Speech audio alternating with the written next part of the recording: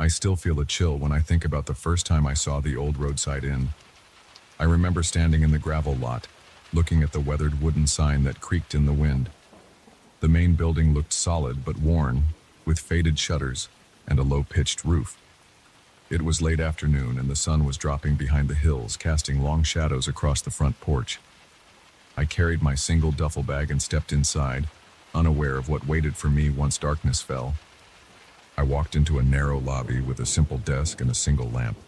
The desk clerk was an older man with a stiff posture. He looked at me without much emotion. He didn't speak much beyond the usual check-in questions. He gave me a room key on a heavy metal ring and pointed me toward the stairs at the back of the lobby. I noticed the old wallpaper peeling at the corners, and the floor squeaked under my shoes. The air smelled stale, like old furniture and dust. I felt an itch at the back of my neck but shrugged it off. My room was on the second floor at the end of a short hallway. There were only 3 other doors in that hallway. It was quiet when I arrived, with no sounds of conversation or footsteps. The door to my room had a dull brass knob and a few scratches near the edges. I opened it and stepped inside. The room was cramped, with a single bed, a small wooden dresser, and a single window that looked out over the empty lot. There was an antique mirror next to the bed and a narrow closet on the left. The walls had the same peeling wallpaper I saw downstairs. I unpacked my duffel, pulled out a t-shirt, and changed. My plan was to rest for the night, then continue my trip the next morning. I wasn't in the mood to explore, but I went downstairs to see if there was any food or a vending machine. I found a small lounge area with old chairs and a table. There was a water dispenser and an ancient-looking soda machine. I grabbed a soda and returned to my room.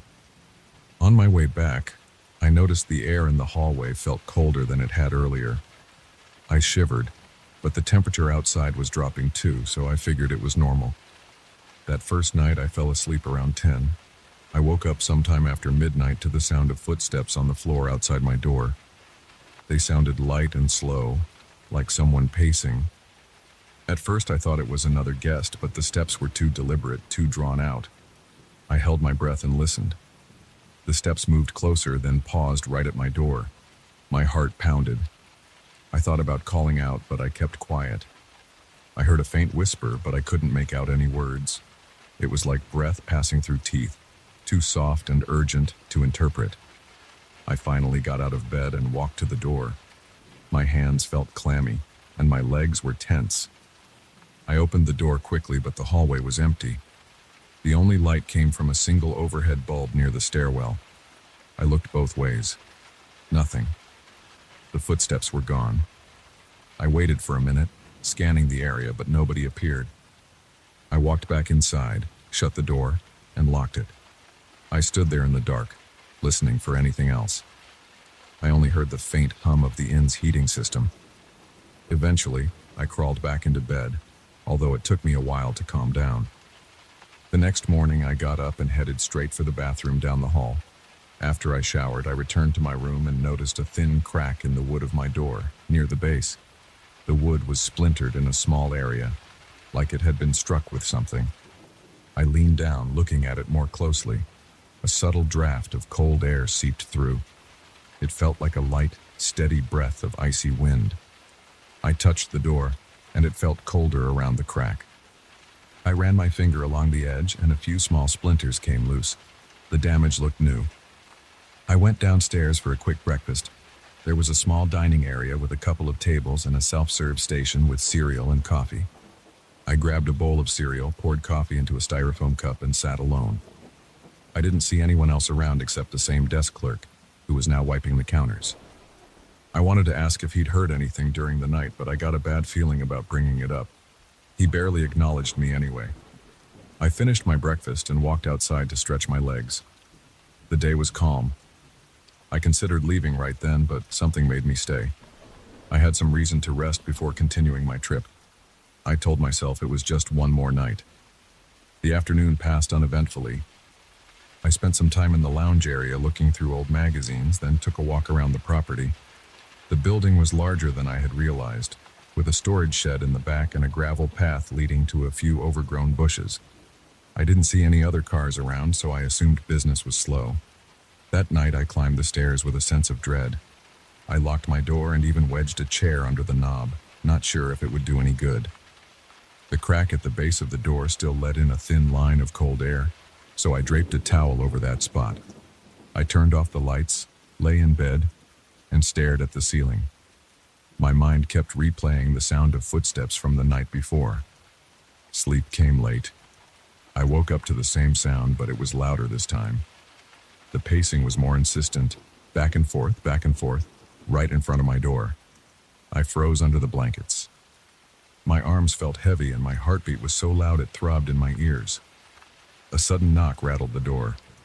It wasn't a casual knock. It was sharp and angry. I sat up, sweat rolling down my face. Then silence. I waited. I looked around for my phone. I grabbed it from the nightstand and checked the time. 3:17 a.m. My throat felt dry, so I swallowed hard and tried to think. I didn't call anyone. I felt stupid for even considering the police, but part of me wanted to. I got out of bed and approached the door.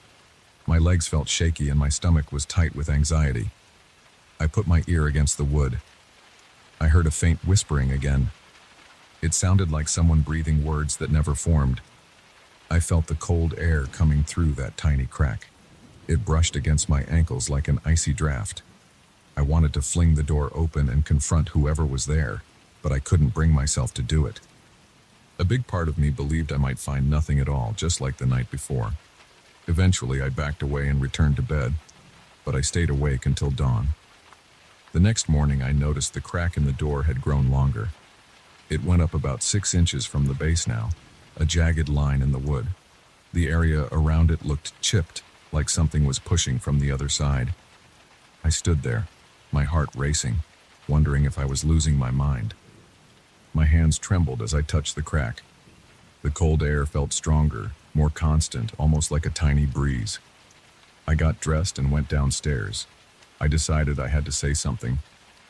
I approached the clerk, who was sitting on a stool behind the desk, flipping through a small notebook. "Hey, excuse me," I said. "Is there a chance someone's been walking around at night? I heard footsteps. Also, my door is damaged." He gave me a blank stare. He flipped the notebook shut. "No one else is staying on your floor," he said. "I haven't heard anything." He didn't even look curious. I pressed him further. "Well, there are these knocking sounds at night, and whispering. Are you sure nobody else is around?" He shrugged. "No one's complained before." I felt my anger rising. "Could you come up and take a look at the door?" He sighed. "I'll be up later. I'm busy right now." I walked away, frustrated. I wondered if he was hiding something. Maybe the place had a reputation for weird things and he preferred not to discuss it. I sat in the lounge again, but I couldn't focus on anything. I kept staring at the walls, thinking about the footsteps and that cracked door. Every time I imagined the whisper, I felt my skin crawl. I couldn't decide if I was going insane. It bothered me that no one else seemed to notice anything. By the time evening came, I was on edge. I paced around the lobby, waiting to see if the clerk would follow me upstairs. He never did. I thought about leaving right away, but I worried about driving so late at night, feeling this rattled. I decided to endure one more night. I went to my room, locked the door and pushed the dresser in front of it. I left the lights on. I was determined to stay awake and catch whoever was out there. Around midnight, the temperature dropped again, and I saw my breath when I exhaled. The room felt colder than before. The heater must have been struggling, or maybe something else was responsible. I sat on the edge of the bed, staring at the door. The towel and dresser were in place, but the cold air still seeped through. My teeth started chattering. I wrapped a blanket around me and waited. Sometime around 2 a.m., I heard footsteps again, slow and heavy, like boots on the floor. They stopped in front of my door, and I felt a wave of dread. My pulse pounded in my head. I stood up, gripping the blanket, and stepped closer. I heard the whisper again, right near the crack. It was a soft, constant hiss, rising and falling. I moved the dresser aside just enough to get a clear view of the crack. I leaned down. The cold was intense, like someone was blowing winter air directly at me. My stomach lurched and I almost lost my nerve. but I held still, listening. The whisper wasn't words, but it felt like it was trying to speak. Suddenly, the door rattled as if someone yanked the knob. The hair on my arm stood up. I stumbled back and nearly tripped over the dresser. My heart hammered in my chest. The rattling stopped, and the footsteps retreated down the hallway. I heard them fade into silence. I waited a moment, then moved the dresser again and yanked the door open.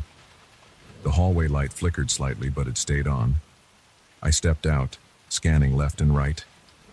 No one was there. The air felt freezing, and I noticed goosebumps on my arms. I walked up and down the hallway, checking the other doors. They looked locked and undisturbed. I even tried one door handle, but it wouldn't budge. My footsteps echoed on the wooden floor, but no other sounds accompanied me. After a minute, I went back to my room and shoved the dresser in place. I stayed up the rest of the night, flipping through channels on the old TV, but nothing took my mind off that whisper. I felt sweaty despite the cold. When morning came, I was exhausted. My eyes stung and I felt short-tempered. I stood in front of the door again, examining the crack. It was wider now, maybe an inch across at the widest point, and it branched out in two directions. I could see a sliver of the hallway through it if I leaned down. A wave of cold air hit my face. My breath caught in my throat. I had the urge to reach through the crack, but I stopped myself. Something about that gap made me feel vulnerable. It felt like something was on the other side watching me. I realized I'd been staring into that crack for too long. I packed my things, planning to check out and never return. I needed to get away from that inn. I carried my bag downstairs and slammed it on the front desk. The clerk was there, writing in his notebook again. I told him I was leaving. He nodded without surprise. He didn't say anything about my door or the noises. He simply took the key and placed it on a hook behind him. As I stepped outside, the morning air felt brisk, but it wasn't as cold as my room had been the night before. I placed my bag in the trunk of my car and got behind the wheel. My hands were shaking, and I had to steady my breathing before starting the engine. I glanced up at the second-floor window of my room. The curtain was drawn, but I imagined something standing there, watching me. I felt foolish for even thinking that way, yet I couldn't shake the image from my mind. I turned the key and the engine sputtered to life. My heart rate gradually slowed as I pulled out of the lot. The gravel crunched under the tires. I left that old inn behind me, trying not to look back in the rearview mirror. But the thought of that crack in the door followed me. The memory of the cold air and the whispering footsteps stayed in my mind. Now, when I think about it, I still feel that tension in my chest. I don't have a logical explanation for what happened in that inn. I don't know if it was a trick of my imagination or something else. All I know is that I heard footsteps that shouldn't have been there, and I felt a presence that I couldn't see. That old door with the growing crack and the icy breath seemed alive in its own way. I'm not sure I'll ever forget the sensation of standing in that dark hallway, listening to those whispers. I still feel like I was being watched, and that feeling hasn't completely gone away.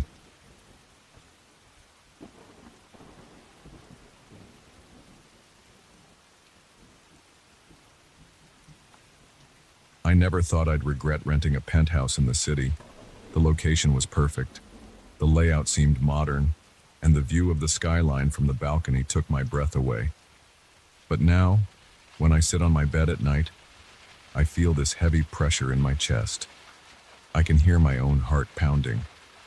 I look at the wall on my right, and I see the same scratches I covered with paint the day before. They look deeper, almost like something scraping from inside the wall.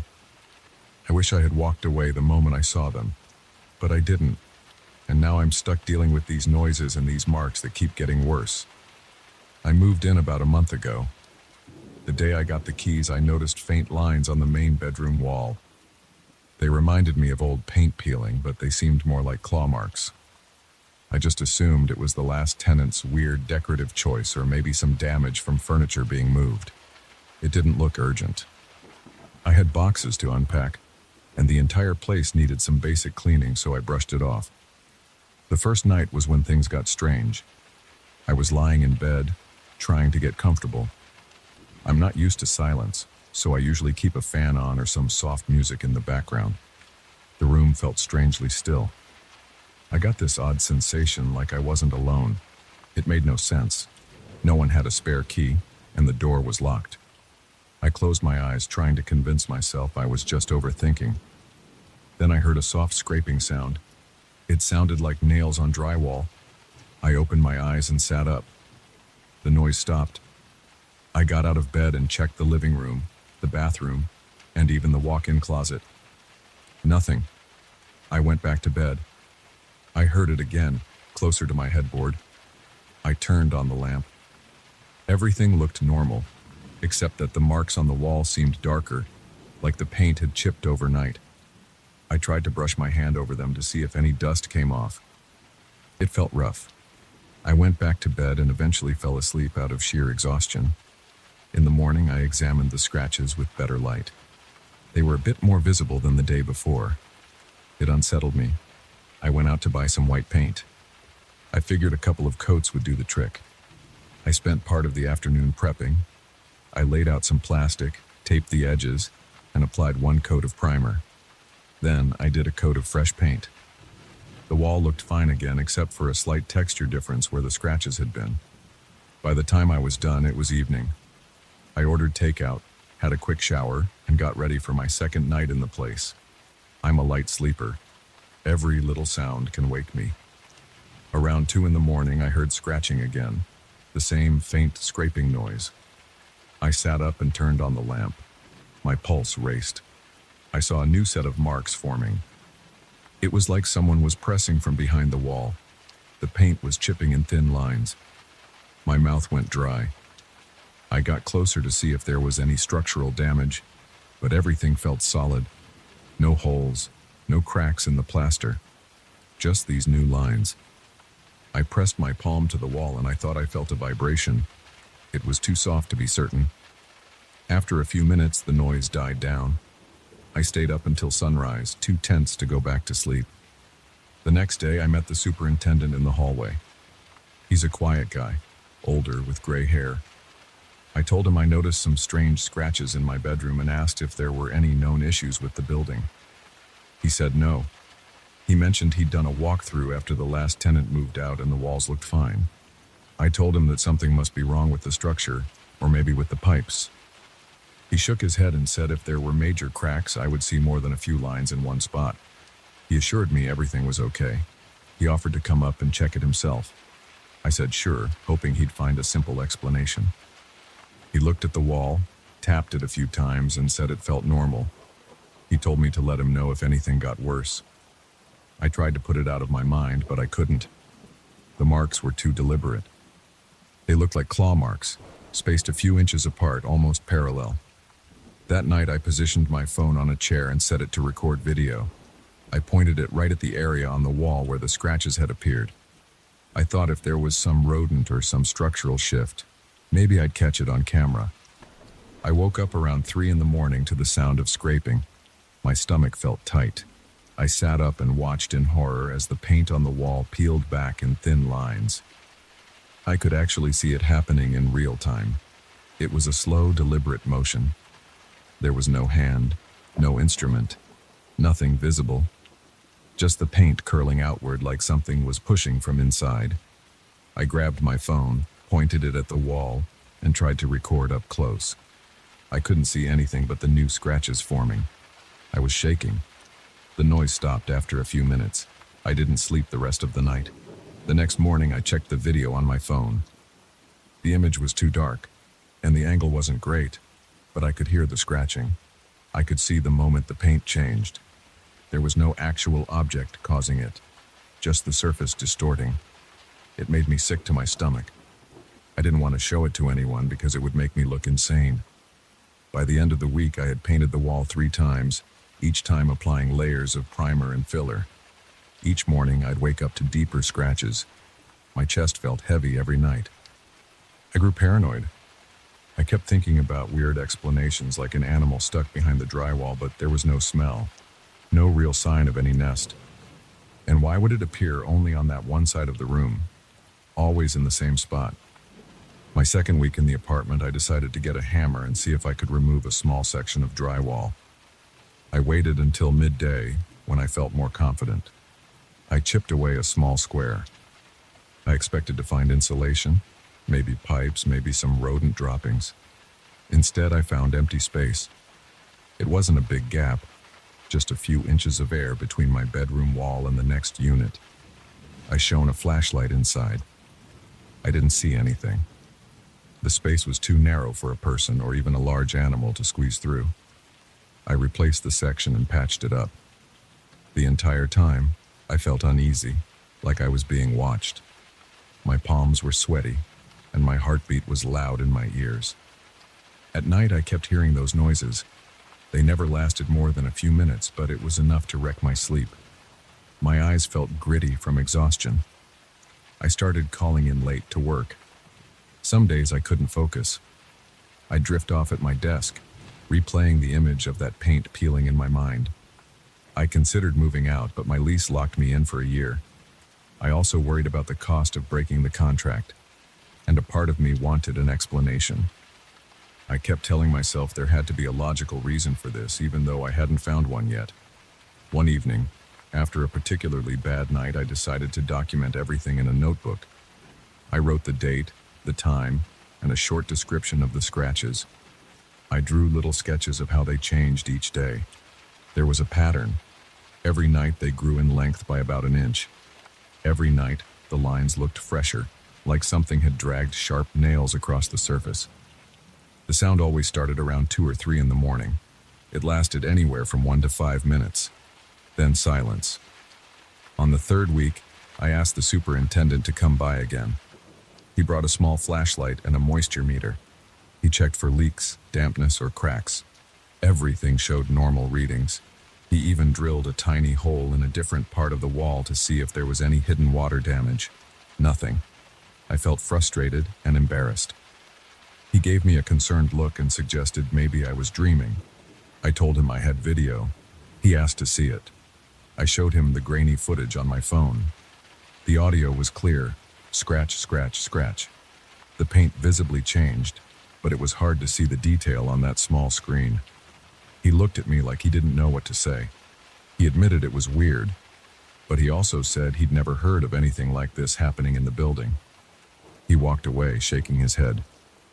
I started to feel trapped. I didn't want to spend another night in that bedroom. I tried sleeping on the living room couch, but I could still hear those noises through the walls. I turned on the TV to drown them out, but around 2 in the morning, I heard the same scraping. It was faint but unmistakable. I stood up, walked into the bedroom, and saw the paint curling again. A shiver ran through my entire body. I thought about leaving the apartment right then, maybe staying in a hotel. But it was the middle of the night and I was exhausted. I decided to confront it. I'm not sure what I expected to do, but I grabbed a screwdriver and started scratching at the marks. I muttered to myself that if something was inside the wall, I'd hear a reaction. I didn't hear anything. I pressed my ear to the wall. Nothing. Then, around 3, I heard the scariest sound so far. It was a low growl, or maybe a grunt, like something shifting behind the drywall. My heart pounded. I backed away from the wall. The sound stopped. Over the next few days, my nerves got worse. I felt jumpy all the time. I'd flinch at sudden movements or noises. My body felt tense, like I was ready to run at any moment. I drank coffee during the day to stay awake, which made me jittery. At night, I'd lie in bed telling myself not to freak out, but I always did. I set up more cameras, but the recordings showed the same thing. The paint shifting on its own, lines forming, and that awful scraping noise. I started to dread going home after work. I'd linger at the office, or I'd stop at a cafe just to waste time. My apartment felt hostile. I didn't invite anyone over because I was embarrassed. I kept thinking if someone else saw it, they'd confirm I wasn't crazy, but I also felt protective of the situation, like I needed to solve it myself. I considered calling a contractor, but I didn't even know how to describe the problem. My walls scratched themselves at night. That sounded insane. One night I tried sleeping with headphones on. I put on loud music so I wouldn't hear the scratching. It didn't matter. Around 2:30 in the morning, I felt a vibration through the mattress frame. I pulled off my headphones and heard the scratching. I wanted to scream. I stood up, turned on every light in the apartment, and marched around the room, banging on the walls with my fists. I yelled, "Stop!" My throat felt raw after that. I was sweating, shaking, and breathing hard.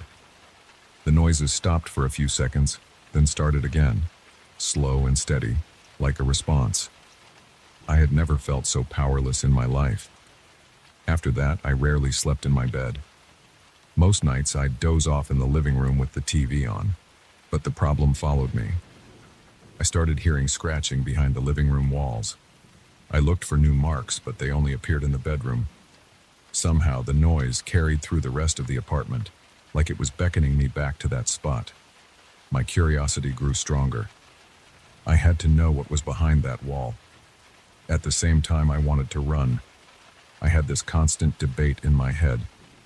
Get out versus figure it out.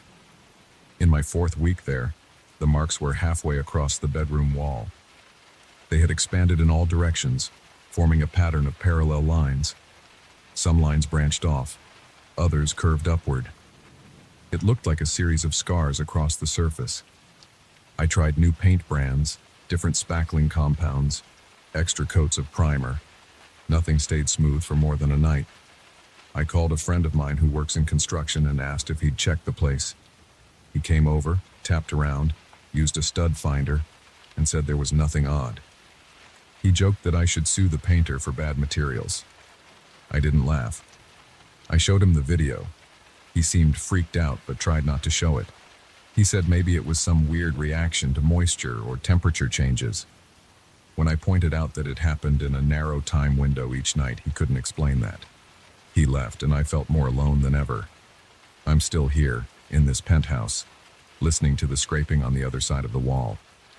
I can't tell if it wants to break through or just remind me that it's there. My mouth is dry and my hands are trembling. I keep the lights on, but the bright overhead bulb doesn't change a thing. The scratches appear no matter how much I try to prevent them. I can't think of a better solution than leaving, but I'm too stubborn or too curious to walk away. Right now, it's almost midnight. I'm typing this because I don't know what else to do. I feel a dull ache in my shoulders from the tension. I catch myself glancing at the wall every few minutes, expecting something to burst through. Part of me wants to run out the door, but then I think about all my stuff here. I think about how I might never know what caused this if I leave. That idea bothers me more than the fear. I turn off my computer, stand up, and walk over to the wall. I place my hand on the surface. It feels cool and solid. No movement, no vibration. Still, I know it's only a matter of time. Maybe a few hours from now, I'll hear the first scratch of the night. Maybe it'll come later, closer to dawn. It's unpredictable. I grab a fresh can of paint, a roller, and a brush. I set them in the corner of the room. I'll probably try to paint it again tomorrow morning, even though I know how pointless that is. I don't know how this ends. All I can say is that I'm wide awake, and I'm waiting. I keep hoping I'll wake up one morning and find the scratches gone for good, but so far that hasn't happened. The noise continues, and the lines get worse. I'm torn between staying here until I lose my mind or breaking the lease and leaving this building behind. But I have no proof that moving somewhere else will fix anything.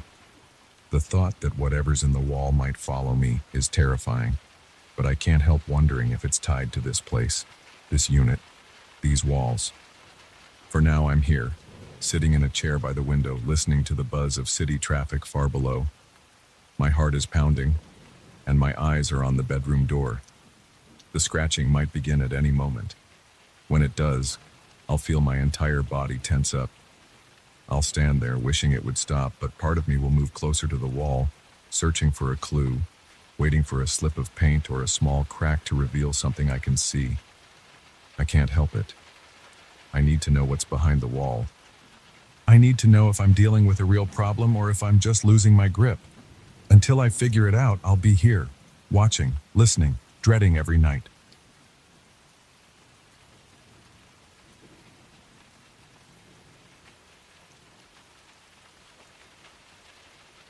I never never expected a hand-me-down camera to mess with my head.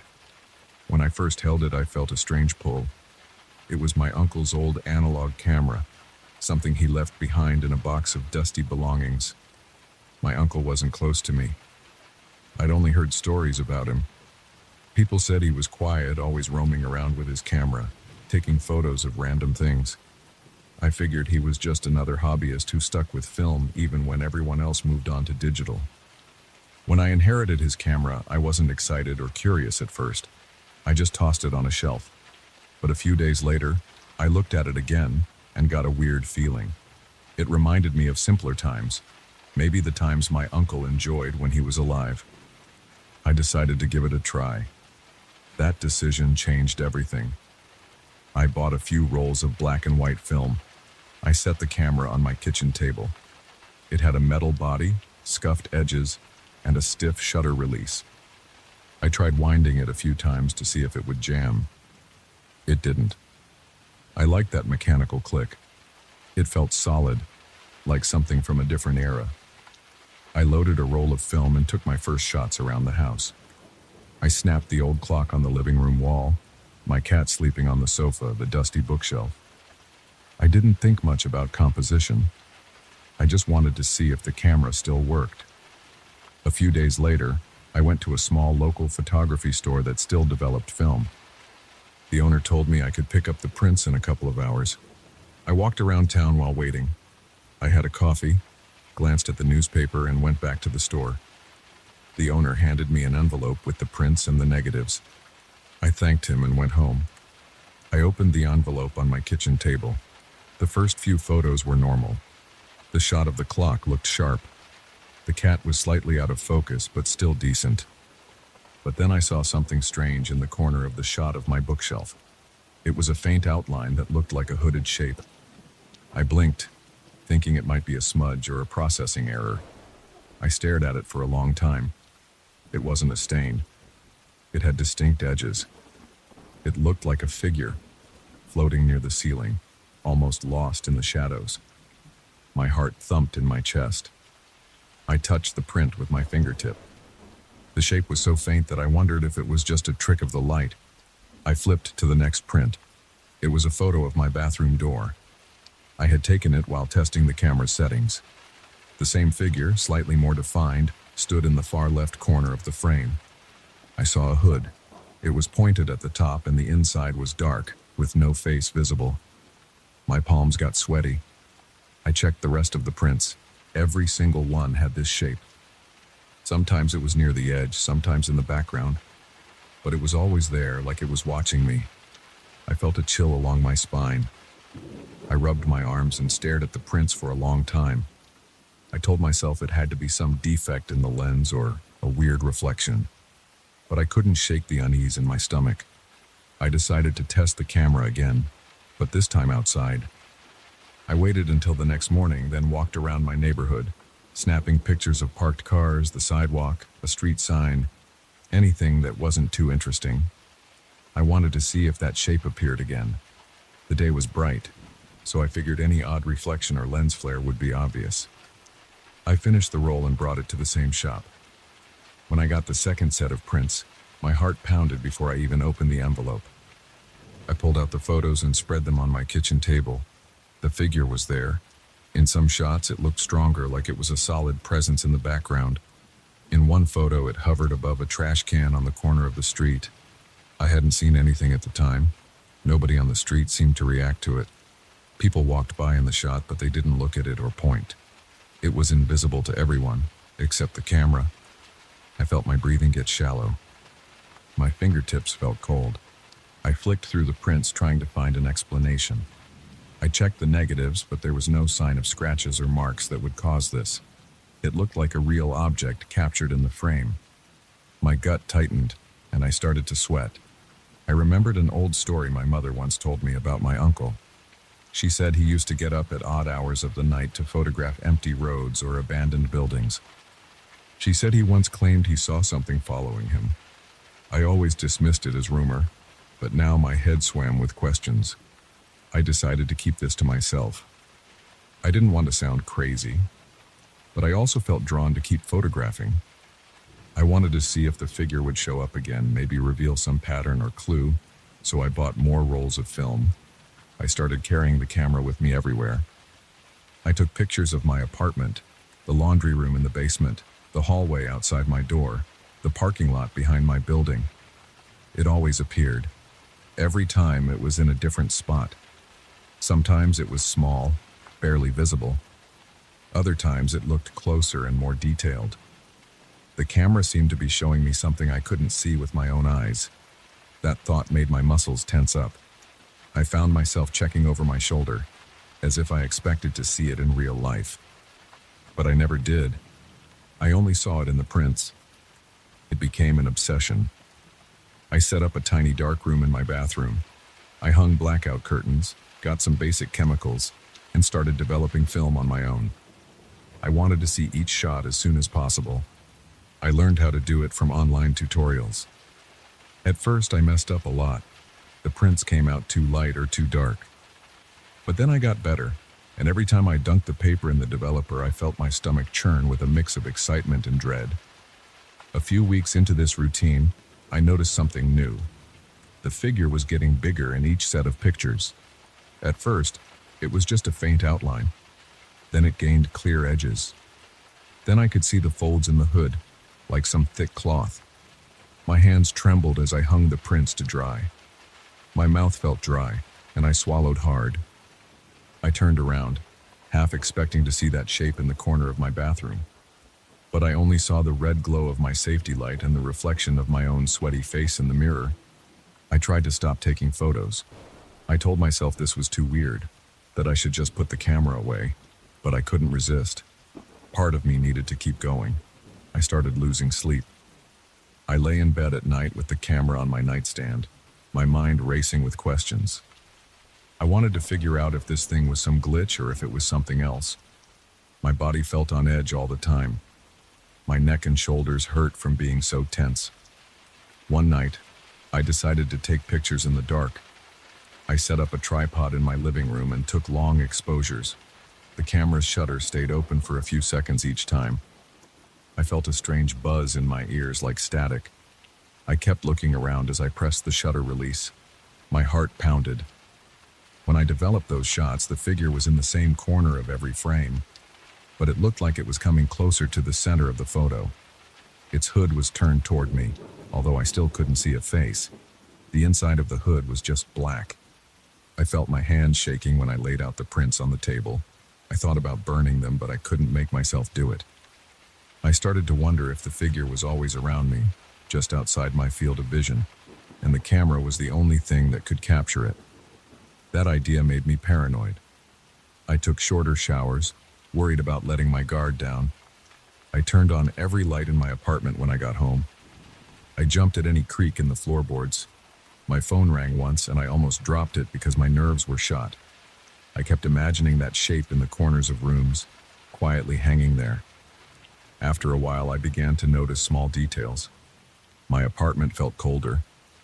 The air conditioner wasn't running and it was the middle of the day, yet my living room felt like a draft was blowing through. The lights flickered sometimes, but only for a moment. I tried to tell myself it was old wiring, but I couldn't ignore how my hair stood on end when it happened. I also had a constant sense of being watched. When I turned around, there was nothing there, but the feeling didn't go away. I stopped going out except to buy more film and groceries. I missed a few days of work. My phone buzzed with messages from coworkers, but I didn't have the energy to respond. I only thought about the camera and the figure. Each time I developed a new batch of photos, the shape looked more defined. I noticed the hood had a sort of texture like thick fabric. The arms, if they were arms, were hidden under the cloak, so I couldn't see hands. I kept searching the photos for any sign of a face, but it was just darkness. In some shots, I swore I saw a slight tilt of the head, like it was focusing on me. My chest would tighten, and I had to force myself to breathe slowly. My obsession grew. I took photos at different angles and different lighting, hoping to force the shape to reveal something. I placed mirrors in front of the camera. I tried taking pictures through windows, through the reflection in the TV screen. Anything to see if the figure would change. It didn't. It stayed the same. always wearing that hood, always present in the developed prints. I started feeling lightheaded when I thought about how close it might be to me in real life. Late one night, I heard a soft rustling in the hallway. It could have been a neighbor returning from somewhere, but it sounded too close, like someone was brushing against my door. I got my camera and pressed my ear to the door. My heart hammered. I couldn't hear anything else. I slid the camera's strap over my neck, turned off all the lights, and opened the door a crack. The hallway was dark, with only one weak bulb near the stairs. I didn't see anyone. My breath caught in my throat. I raised the camera and snapped a picture of the empty hallway. The shutter click echoed. I shut the door and locked it, my hands shaking. I developed that shot right away. My head felt hot, and my hands were clammy. I went through the process of loading the film onto the reel, mixing the chemicals, agitating the tank. My mouth felt dry, and I had to keep swallowing. Then I took out the negatives under the red light and laid them out. I printed the hallway photo. When I put the paper into the developer tray, I watched the image materialize. My stomach clenched. The figure was there, hovering right in front of my door. It was closer than ever, maybe just a few inches away from the lens. The hood faced the camera. I could see a hint of texture inside that dark opening, like a swirl of shadows. My throat tightened, and I broke into a cold sweat. I started to feel sick. My vision blurred for a moment, and I had to steady myself on the counter. My instincts told me to throw the camera away, get rid of all the prints, and leave my apartment. But I couldn't do it. Something locked me in place. My mind buzzed with the question of what would happen if I confronted the figure in person. Would it appear if I looked hard enough without the camera? Or did it only live on film? I spent the next day pacing around my apartment. I kept glancing at the camera on my table. My heartbeat was fast, and my chest felt tight. The curtains were closed, and the only light in the room was from a small desk lamp. I wanted to take more pictures, but I also feared what I'd see. Every few minutes, I ran a hand through my hair and exhaled, trying to calm down. I couldn't focus on anything else. I hadn't eaten a proper meal in days. Finally, I decided to take one last set of photos inside my apartment. I wanted to see if the figure was right there with me. I went to each corner of my living room, snapping shots of the furniture, the walls, the windows. Then I moved to my bedroom, taking pictures of the closet, the bed, the space under the bed, the nightstand. My pulse pounded. I felt a chill on my skin, like the air was heavier. I snapped a picture of the bathroom mirror, my face half visible in the reflection. Then I locked myself in the bathroom and developed the film. The first print showed the living room corner. The figure was there, closer than before. In the second print, it stood near the window. In the third, near my couch. My breathing became ragged. The fourth and fifth prints showed the hooded shape in the bedroom. One print showed it standing at the foot of my bed. The next showed it near the closet. In each shot, it inched closer to where I was standing when I took the photo. My heartbeat thumped in my ears. I finally looked at the bathroom mirror print. I felt a wave of heat run through my body. My reflection was on the left side of the image, my eyes wide. Next to me, almost behind me, stood the figure. It looked like it was reaching out toward me. My face in the mirror showed pure tension, like I was sensing something but not seeing it. I couldn't look away from the print. My mouth went dry, and I started trembling. It was right behind me when I took that shot. Now I'm sitting in my living room with all the lights on. The camera is on the table, loaded with one more roll of film. I haven't decided if I'll use it again. I feel the walls closing in. My hands are unsteady, and my stomach churns. I keep looking over my shoulder, expecting to see that shape. I wonder if it's already in the room waiting for me to take another photo. My heart thumps in my chest, and I feel a tightness in my throat. I'm afraid that each new picture will pull it closer, make it clearer. But some part of me still wants to press that shutter button one more time, just to see if I can catch it in full detail. I don't know what's worse, not knowing if it's there or confirming that it's inches away from me. Right now, I can't escape the urge to find out. That camera might be my only chance to see what's stalking me, or it might be the reason it's here in the first place. I'm gripping the camera as I write this. The metal feels cold. My heart is pounding, and the room feels claustrophobic. I'm going to decide in the next few minutes whether I take another photo or throw this camera into the trash and leave. But I'm not sure if leaving will even help, because I have a deep feeling that whatever this thing is, it's not just in the camera anymore. It's right here, with me, whether I like it or not. And I can't stop looking at the camera because part of me still thinks it's the only proof I have that I'm not imagining all of this. Yet every time I develop a role, I feel this presence growing stronger. I can't tell if the camera's revealing it or inviting it. All I know is that I can't turn back now. I feel it closing in on me. And I don't know what happens if it steps out of the frame and into my life for good.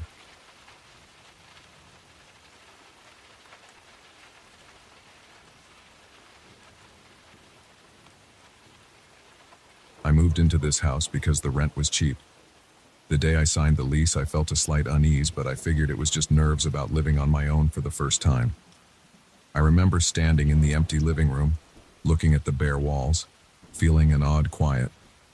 The real estate agent had told me there were no problems with the electrical system.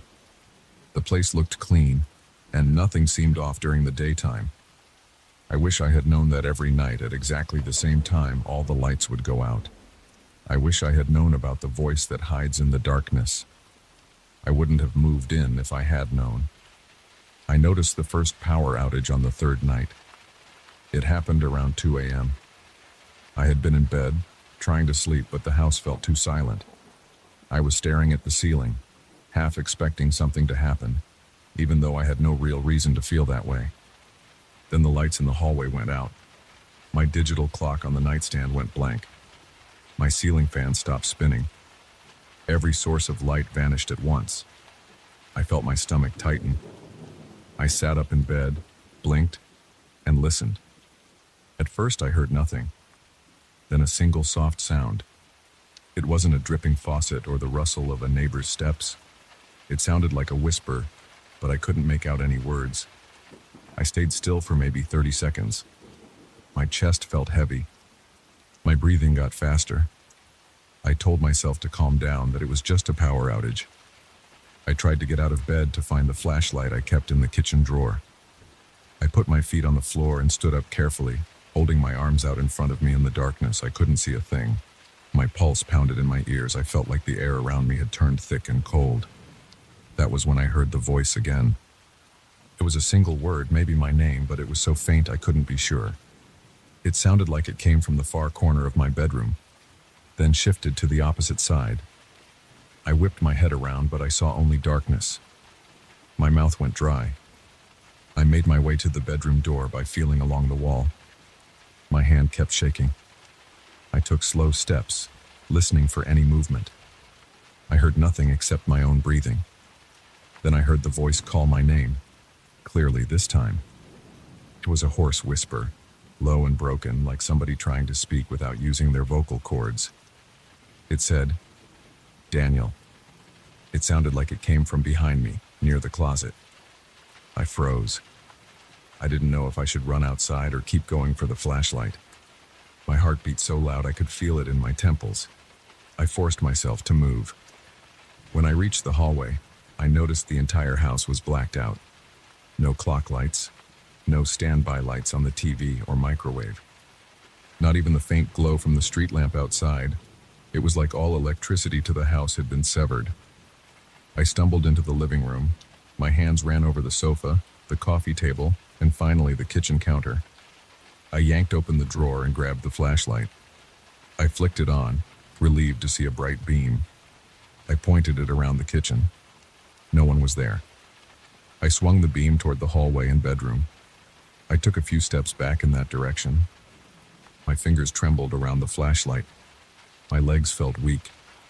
Then I heard that voice again, but it was just a low mumble this time, like nonsense sounds. I couldn't tell if it was speaking a language or just making noise. It seemed to come from everywhere. It echoed off the walls as if the house was hollow. I called out, "Who's there?"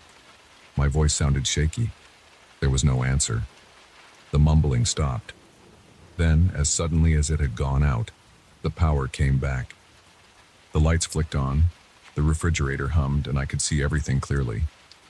The clock on the stove flashed 12Y, like it had reset. The bedroom light was on, revealing an empty space. Nothing was disturbed. I stood there for a long time, breathing hard, feeling sweat roll down my neck. The next morning, I checked all the breakers. Nothing looked wrong. I used a voltage tester on a few outlets. Everything worked fine. I called the electric company. They said there were no outages in the area and no service interruptions. I asked a neighbor if they had lost power at 2 a.m. They said no. They looked at me like I was asking a weird question. I tried to explain that my house had gone completely dark, but they acted like it might have been a simple glitch. They seemed unconcerned, so I let it go. That night, I waited.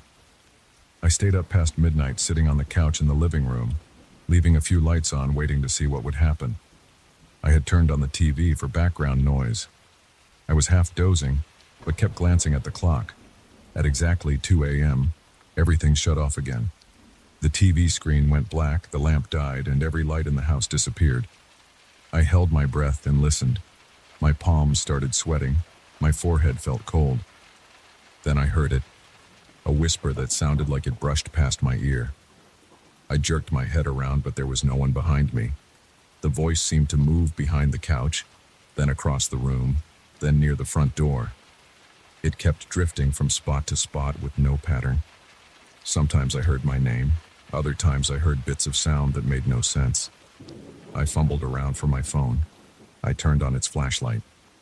The phone showed no signal, which was strange. I tried to unlock it, but the screen kept freezing. My nerves were frayed. I stood up, shining the phone light around the living room. I saw nothing. Then the voice said my name again. Daniel. It sounded louder and more distinct than the previous night. I felt an urge to run to the door, but I didn't. My body trembled. My teeth started chattering. I yelled, "Show yourself!" I felt a wave of panic when I realized I probably didn't want anything to show itself. I waited. The voice went silent.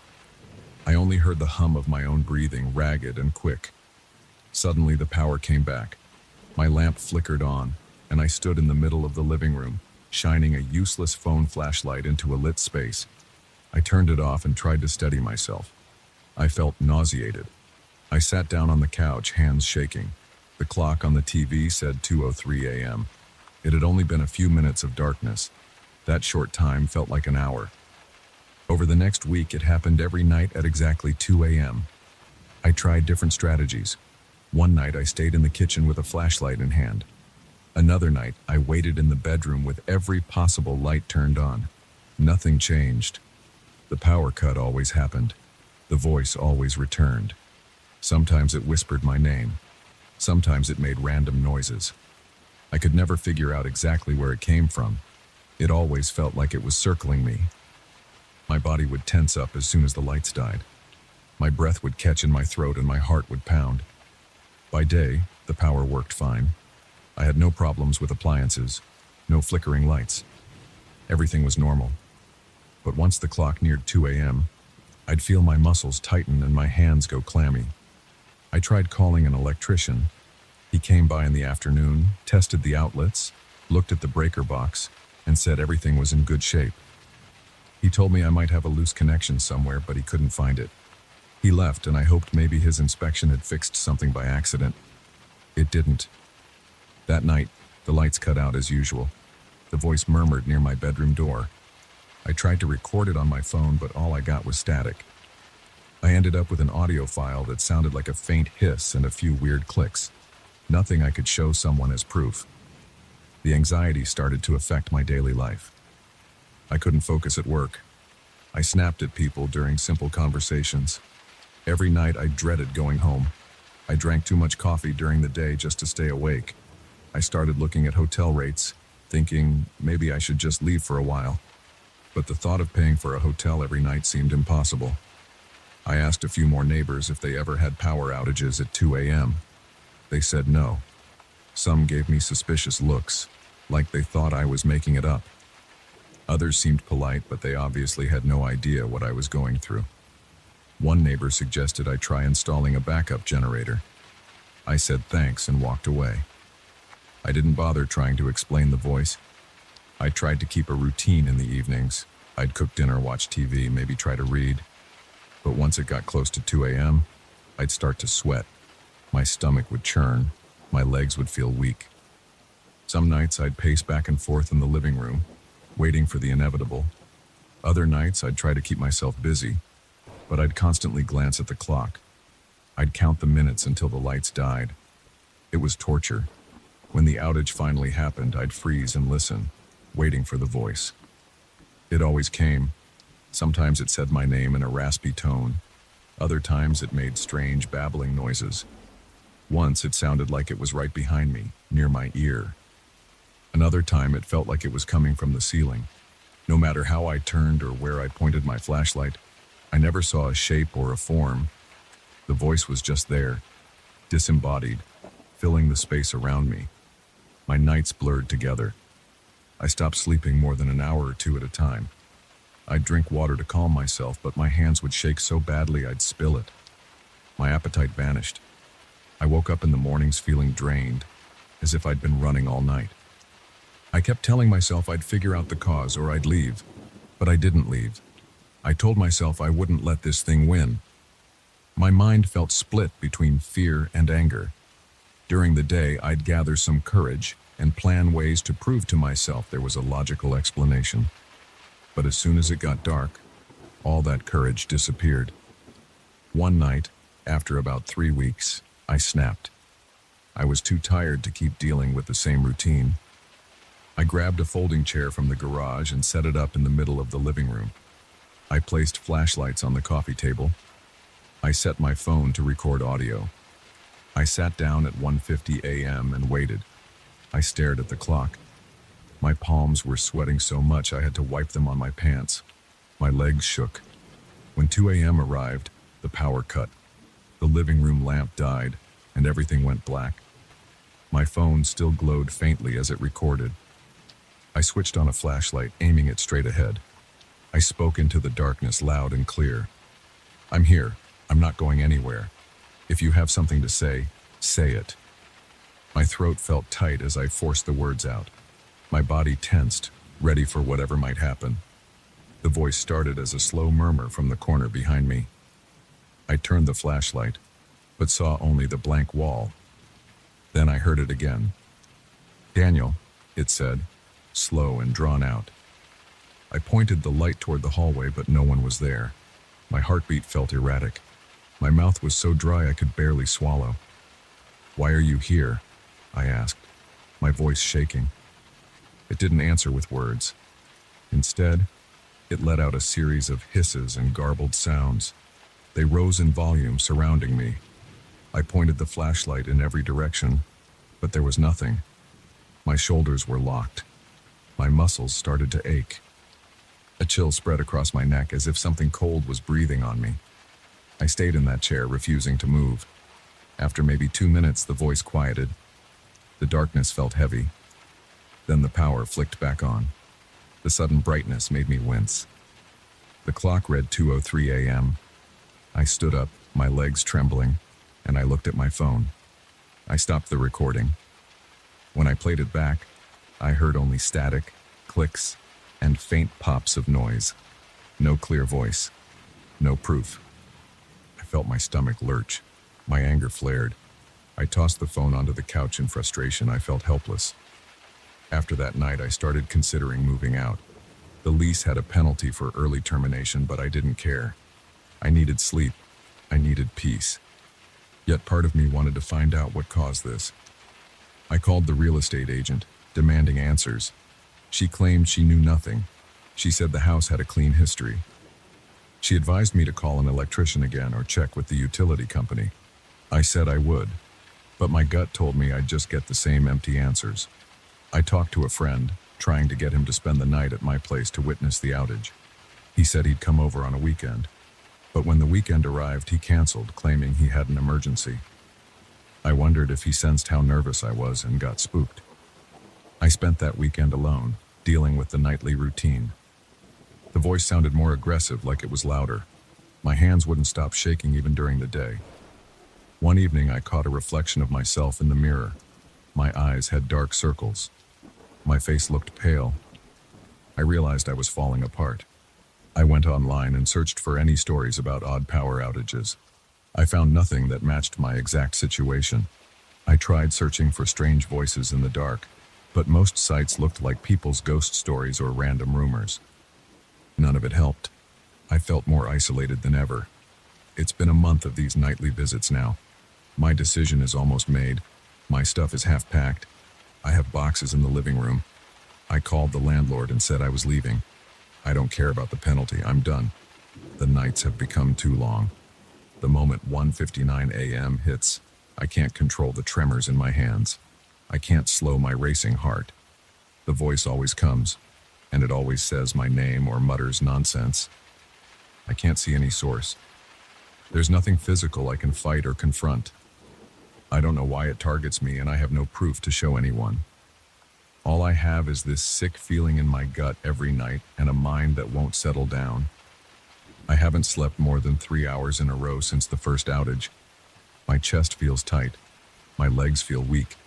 My mind jumps at every little noise, even during daylight. I don't know if there's a reasonable explanation. I don't know if it's something supernatural. I just know I can't take it anymore. I'm planning to leave tomorrow. I'll crash on a friend's couch until I find a new place. I'll never look back. I'm done trying to solve it. I want a decent night's sleep. I want to stop looking at the clock. I want to stop hearing my name whispered in the dark. Right now it's 1:50 a.m. I'm sitting on the living room floor, typing this out on my laptop with the battery at full charge, just in case. The lights are still on, but I know they won't stay that way. It's almost time. My stomach is already in knots. My knees feel shaky. My throat is dry. Every inch of my body is tense. I'm not going to wait in silence. I'm leaving as soon as the power comes back. I don't care if it's the middle of the night. I'll grab my suitcase and my car keys and I'll go. I can't live like this anymore. I'm glancing at the clock. 1:59 a.m. The lights just flickered. The lamp on the side table dimmed for a split second. My heart is pounding. The laptop screen is trembling in front of my eyes. I think it's going to happen now. The power just shut off. Everything's black. I can't see. The voice, it's right behind me. It just said my name again. My ears are ringing. I feel cold air on my neck. I'm breathing fast. I'm done. As soon as the lights come back, I'm running out of here. I can't stay. The voice is so close now. It keeps whispering. It's calling me over and over. I'm gripping my laptop, trying to keep it steady. My hands won't stop shaking. The whispering is circling me. I can't see a thing, but I can hear it. It's practically next to my face. I want to scream, but I can't make a sound. This is the last time. Once the power returns, I'm gone. I just want to get through these next few minutes. My heart is hammering. My lungs are tight. I can taste my own fear. It's stuck in my throat. The power just came back. Lights are on. I see the empty living room. There's no one here. The clock on the wall is blinking, showing 12. Wow.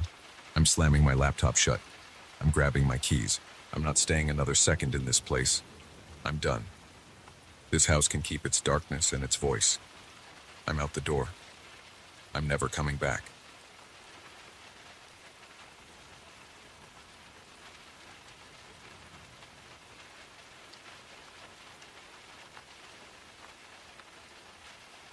I still remember the moment I first saw that mirror. The frame was gold with a dull shine that caught my attention from across the antique shop. It felt like a magnet. I walked up to it, ran my fingers along the edges, and told the shop owner I wanted it. He wrapped it up right away. I didn't even negotiate the price. I just wanted that mirror in my home. I live alone in a small house on a quiet street. There's barely enough space for all my things, but I cleared a spot near my bedroom door for the mirror. I leaned it against the wall, planning to hang it properly once I had time. That night, I turned on the hallway light to admire it. The glass was perfectly smooth when I last checked in the shop, but I suddenly noticed tiny cracks near the top. I ran my thumb across one. It didn't feel sharp or deep, but it shouldn't have been there. I stood there in silence, confused. I figured it must have happened during transport. It bothered me a bit, but I wasn't furious about it. The frame itself was still beautiful, so I decided to let it go. A day later, I woke up for work and saw more of those cracks spreading downward like a thin web. The mirror didn't look shattered or anything. It just had faint lines branching out from that first spot. I leaned forward to inspect them. They didn't look random. They formed some sort of pattern. I still tried not to make a big deal out of it. I told myself it could be normal wear from an old mirror. I shrugged it off and went about my day. That same evening, I found myself uneasy. I flipped on the hallway light again and checked the mirror. It was still intact, but now the cracks seemed to have doubled. My reflection appeared distorted in certain spots. I felt a momentary chill when I saw my own face split by one of the lines. I moved closer, trying to see if the cracks were on the outer surface or deeper in the glass. I couldn't tell. They felt smooth to the touch, but they were definitely there. Over the next couple of days, I kept an eye on it. Each day, new cracks showed up. They were hair-thin and spread in every direction. The mirror still reflected my shape, but it looked more and more warped. At that point, I was getting annoyed. I considered taking it back to the shop and demanding a refund. However, something about the frame was still fascinating to me. I felt drawn to it. It was like a silent challenge. I thought maybe I could pay someone to restore the glass. Late one night, I got up to get a glass of water. On my way back from the kitchen, the hallway was dark except for a soft glow from a streetlight outside. I passed the mirror and glanced at it out of habit. My breath caught in my throat. I saw my reflection, but behind me, there was another shape. A face. It was pale and still. I froze in place. My pulse pounded in my ears. I stared into the mirror, trying to make sense of what I was seeing. After a few seconds, I forced myself to turn around and look behind me. There was nobody there. My hallway was empty. I switched on the light, my hand shaking. When I looked back at the mirror, the face was gone. I felt my hands start to sweat. I told myself I must have been half asleep, and I tried to brush it off. But I wasn't able to forget that face, and I barely slept for the rest of the night. The next day, I pretended everything was normal. I went to work and tried to focus on my tasks. But that strange image kept popping into my mind. By the time I got home, it was already dark.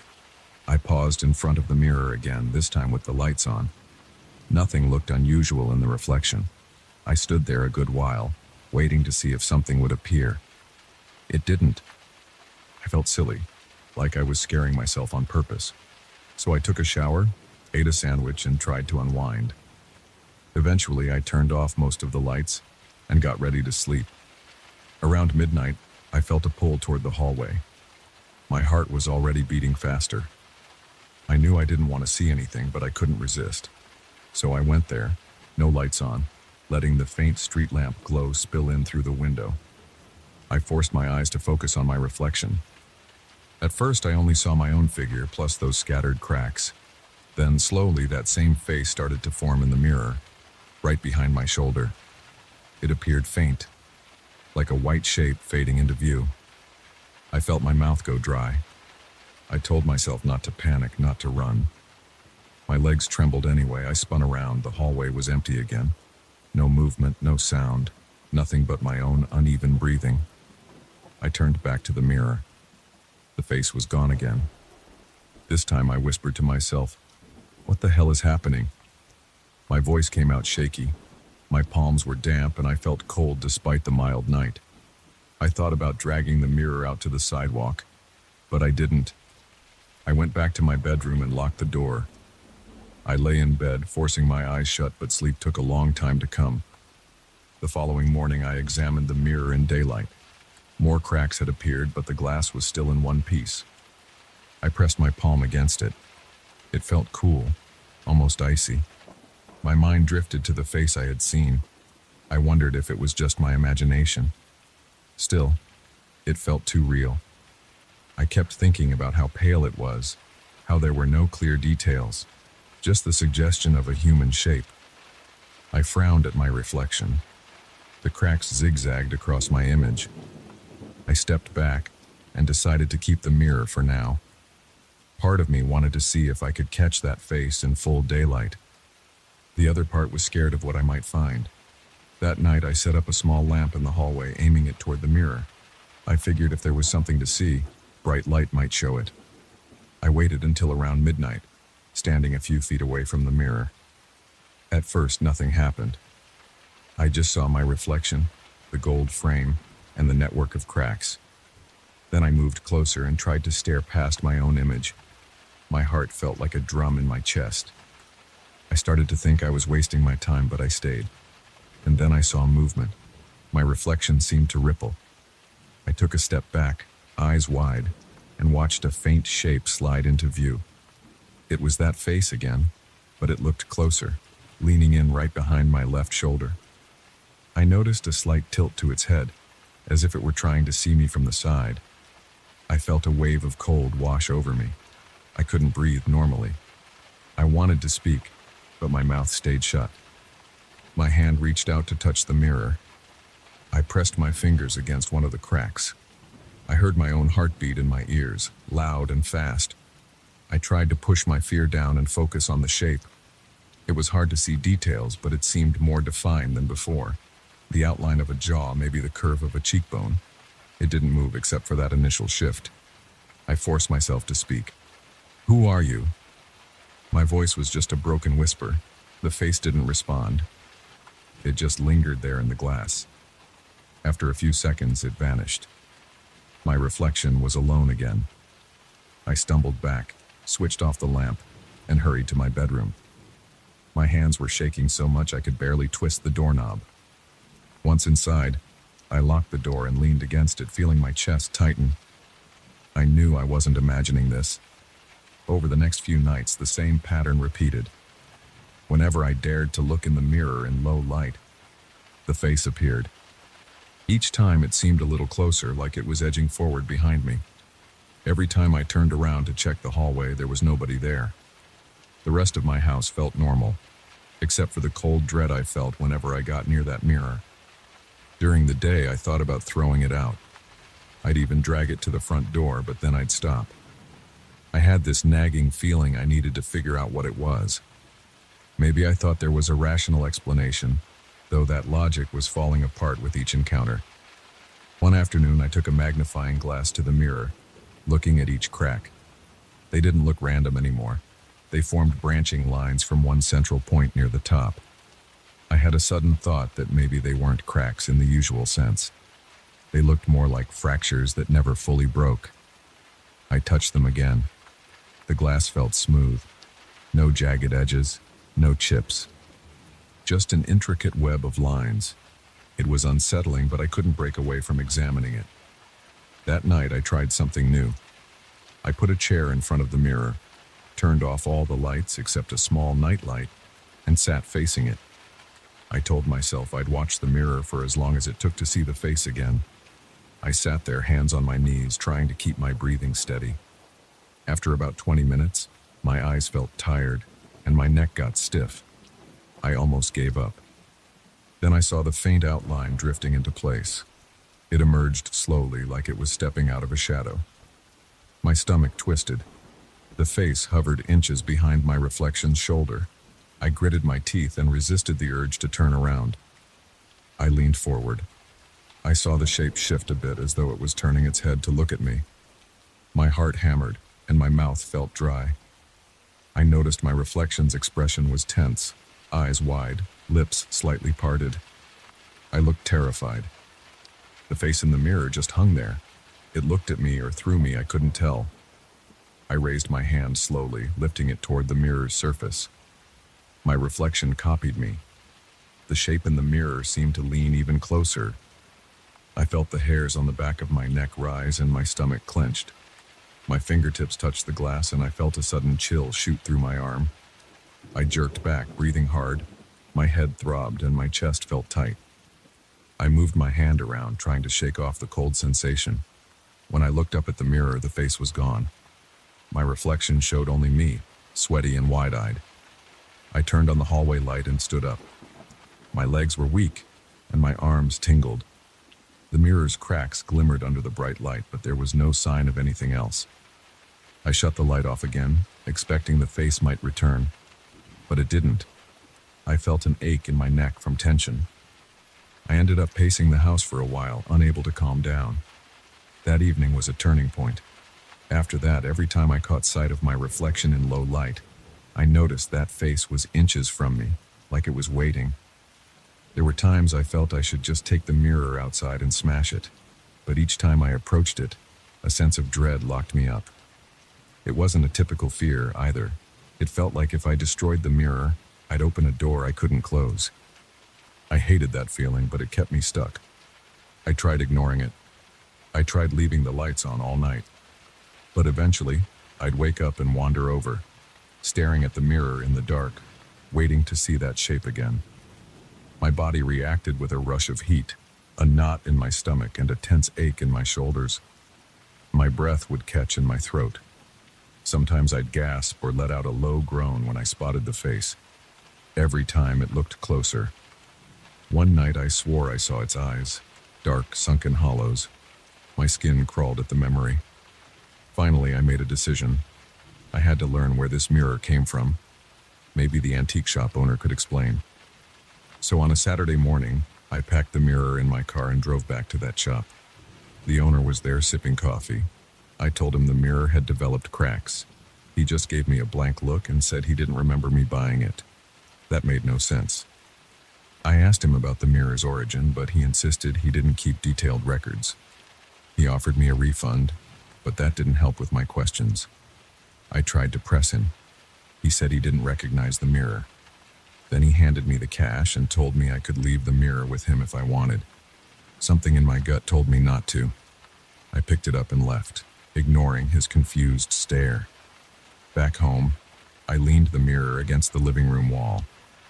I was tired of keeping it in the bedroom area. I stayed up that night on the couch staring at it, half expecting that pale face to pop up even in the living room lights. But nothing happened. Around 2 in the morning, I turned the lights off except for a small lamp, then turned toward the mirror. My reflection looked shaky in the dim light. For a minute, I thought nothing would happen, and I almost felt relieved. Then I saw it. The shape appeared behind me, closer than ever. It seemed to be leaning right over my shoulder, its features more defined, though still blank in some places. My heart pounded so hard it hurt. I felt my throat tighten as if I was about to choke. I decided to talk directly to it again. My voice came out hoarse. "What do you want?" No answer. The shape hovered silent. I felt an icy tension in my spine. My hands curled into fists, and I considered smashing the mirror right there. But I couldn't move. I tried to steady my breathing, focusing on the feeling of the floor under my feet. My vision blurred with tears of frustration and fear, but I kept my eyes on the reflection. The face leaned closer, almost touching the back of my head in the image. My chest tightened so much it hurt. At that moment, I felt the raw edge of my own fear. I backed away, arms shaking. I left the mirror there and went to my bedroom, slamming the door. I didn't sleep well. My mind kept picturing that face creeping up behind me in every reflective surface I passed. I avoided mirrors at work, the rearview mirror in my car, even the glass of store windows. That's where I am now, uncertain and exhausted. The mirror still stands in my living room. The cracks haven't gone away. They look darker now and the shape appears every night. I can't tell if it's trying to reach me or just follow me, but I feel its presence whenever I shut my eyes.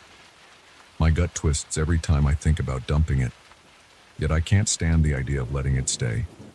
Part of me still wants an explanation. Another part of me just wants this horror to end. I haven't decided if I'll destroy it or drag it back to that shop. I haven't decided if I'll try to confront whatever's in there. All I know is that face keeps getting closer, and I feel a chill run through my body every time I see it.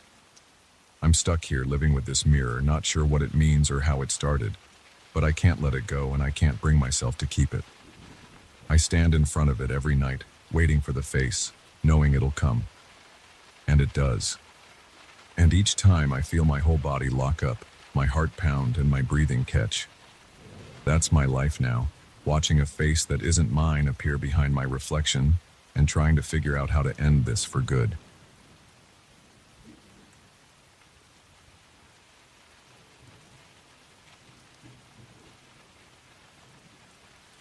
I walk into this rented country house on a late afternoon. The place feels quiet. I hear the distant rustle of leaves outside. The caretaker gave me the key and left without saying much. He only mentioned that there was a piano in the living room, as if it was just another piece of furniture. I didn't think twice about it at first. I was tired from the drive. I wanted to leave my bags in the bedroom, wash my face, and sit down for a while. When I opened the front door, I noticed the musty smell in the hallway. The walls are a dull white color. The floorboards creak under my feet. I step inside, close the door, and drop my bags on a small table. There's an old coat rack leaning against the wall. I don't see anything special. It's just an average country house with a few wooden chairs, a simple rug, and some faded pictures on the walls. The caretaker said the electricity works, but it's not very reliable. I flip the light switch.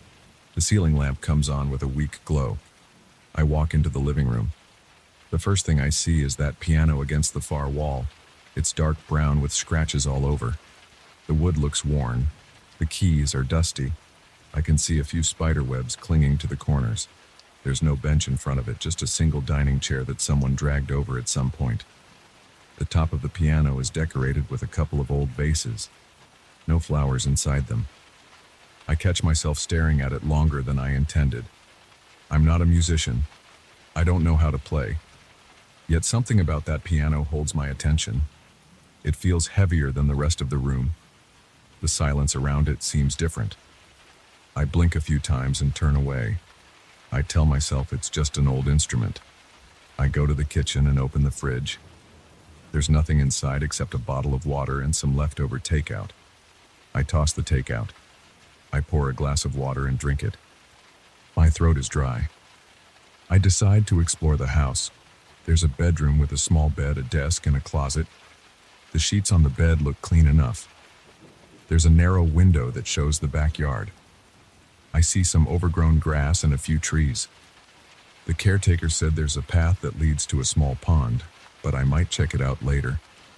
For now, I'm thinking about dinner. I realize I should have bought some groceries on my way here. I guess I'll make do with whatever I have in my car for the night. As the sun sets, I switch on the living room lamp. The light flickers a bit but stays on. I sit down on the couch, feeling the worn cushions under me. My eyes keep drifting to the piano. It's like it's waiting for me to do something. I shake off the thought. I turn on my phone to check for reception. It's weak, but I can send a text if needed. I realize I'm tired. I decide to head to the bedroom early. During the night, I wake up to a soft sound. At first, I think it's the wind outside. Then I hear something else. It's music. Slow, gentle notes. My heart starts pounding. I lie there for a moment, listening. The tune is coming from the living room. I sit up in bed, my hands gripping the blanket. I hear a faint whisper, but I can't make out the words. It sounds like someone saying my name, but I'm not sure. I feel a cold sweat on my forehead. I get out of bed and tiptoe to the bedroom door. My pulse is racing. I open the door a crack and peek into the hallway. It's dark. The light I left on in the living room is off. I see the silhouette of the furniture. The piano is in the corner. I hear those notes again, soft and uneven like an old music box, but the keys are moving. I can see them moving, even though there's no one there. The whisper gets a little louder, almost a hiss, repeating my name. My mouth feels dry. I flick the light switch on the wall. The lamp flickers, then it turns on. The music stops immediately. The keys stop moving. The piano looks ordinary again. I step into the living room, my hands shaking. I rub my eyes. My heartbeat is loud in my ears. I go up to the piano and stand there staring at it. My reflection in the wooden surface is faint. I notice my own face is pale. I walk around it, checking if there's any kind of device or speaker. I find nothing. It's just an old piano. I check the windows. They're locked. No sign of anyone around. I swallow hard. I tell myself I must be tired or imagining things. I go back to bed but can't sleep. My mind races. Every time I close my eyes, I think I hear that melody again. I toss and turn until morning. When I finally get out of bed, my head hurts. I splash cold water on my face. My reflection in the bathroom mirror shows dark circles under my eyes. I wonder if I should just leave this place. But I paid for a week, and part of me refuses to believe in anything supernatural. Yet I can't ignore what I saw. I decide to spend the day outside, away from the piano. I go for a walk in the backyard.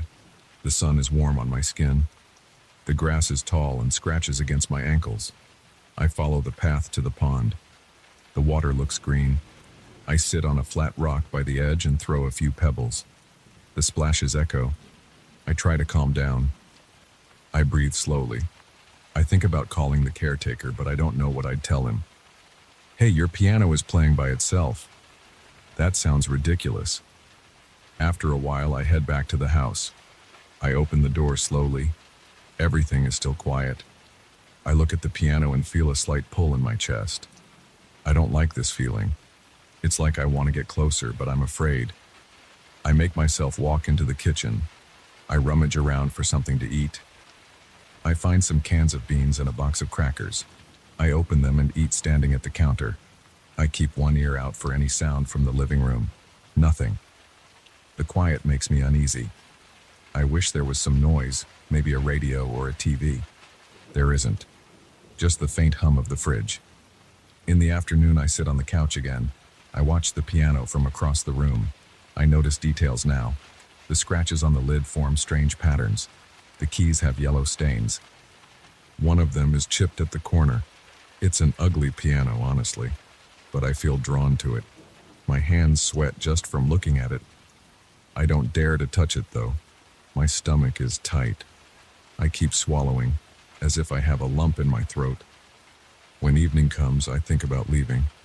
Maybe I can drive to a motel in the nearest town. I step outside to check my car. The tires look fine. The engine starts.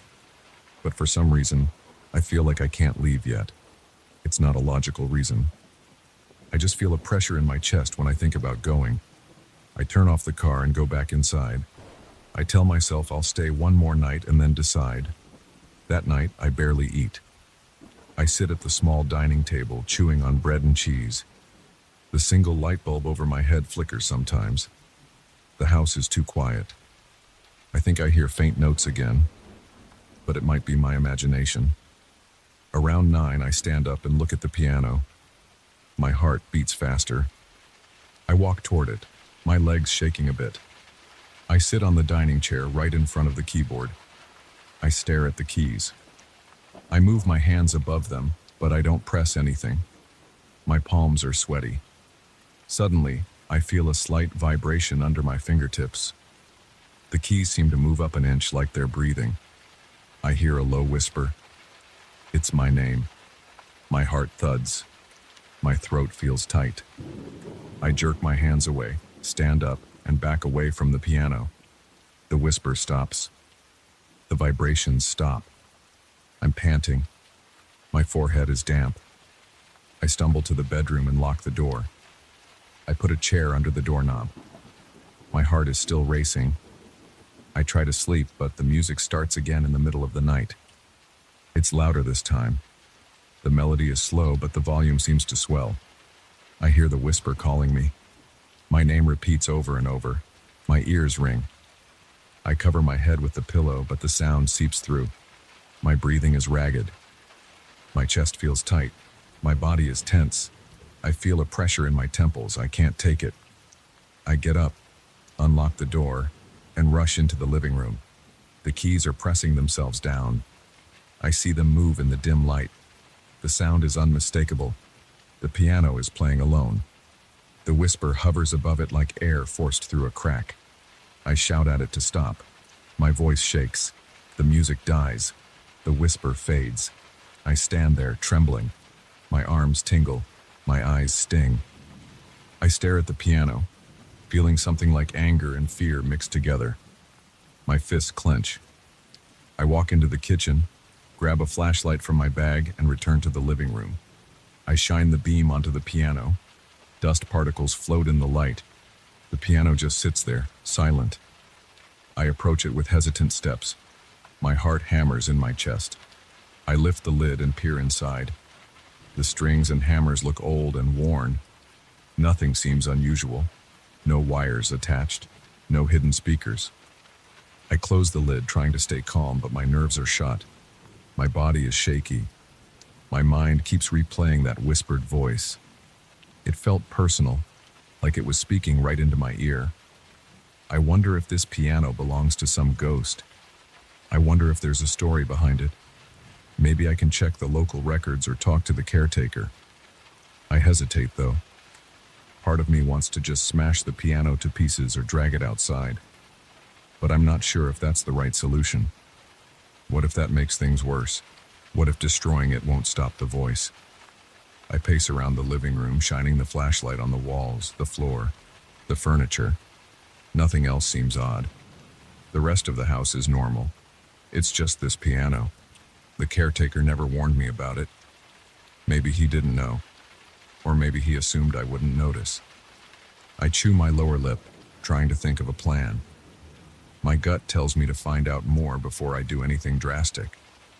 The next morning, I drive to the small town about 10 miles away. I go to a cafe and order coffee. I ask the owner if he knows anything about the old house I'm staying in. He shrugs, says it's been in the area for decades, and that many people rent it for vacations. I mention the piano. He raises an eyebrow and says he's heard there's a piano, but he doesn't know the story. I sense he's not hiding anything. He genuinely doesn't know. I thank him and leave. I walk around town, hoping to find someone else who might know more. Most people just say the house is old and the piano has been there for a long time. After a few hours, I return to the house. Everything looks the same.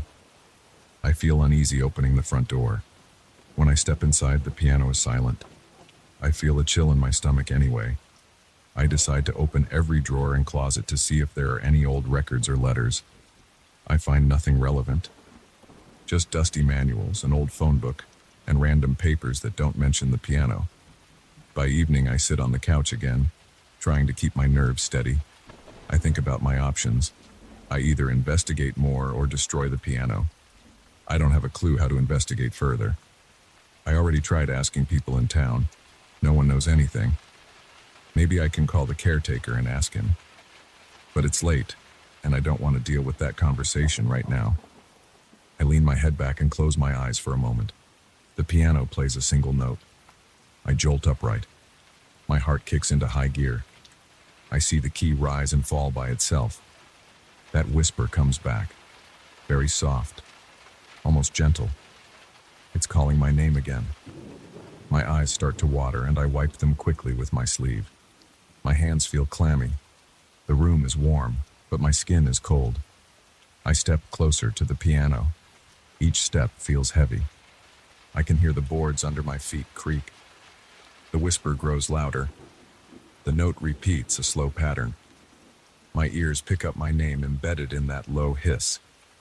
I'm inches from the piano now. My breath is shallow. My pulse throbs in my neck. I feel compelled to place my hands on the keys. The voice in my head tells me not to, but my arms move anyway.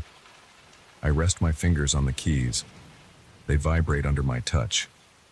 The music stops for a moment, like it's waiting. Then my right index finger presses a key on its own. I feel a force guiding it. A low note rings out. My chest tightens. I try to pull my hand away, but it feels stuck. Another key moves under my middle finger. A chord forms. My heart pounds. I force myself to yank my hands back. I stumble away and grab a tall wooden stool by the dining table.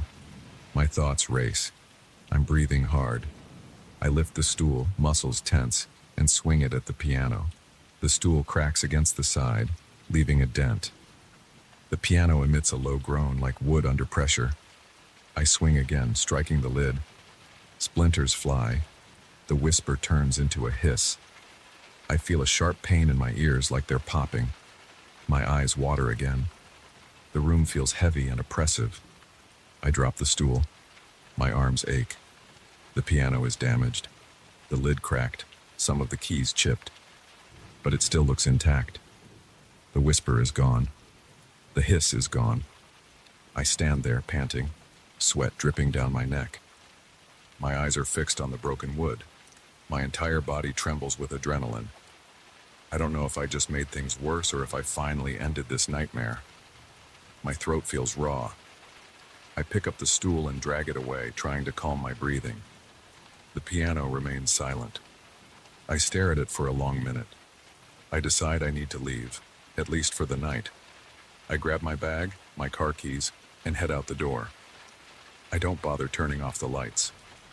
My heart is still pounding when I sit behind the wheel. I start the engine and pull away from that house. As I drive down the empty country road, I don't hear any music. The only sound is the engine and my ragged breathing.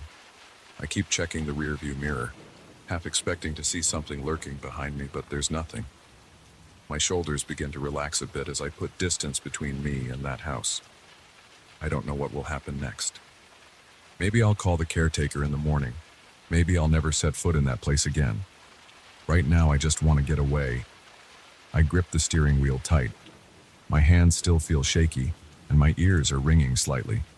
I focus on the road ahead, the dark sky, and the headlights cutting through the night. That piano can stay there, broken or not. I'm done listening to its voice.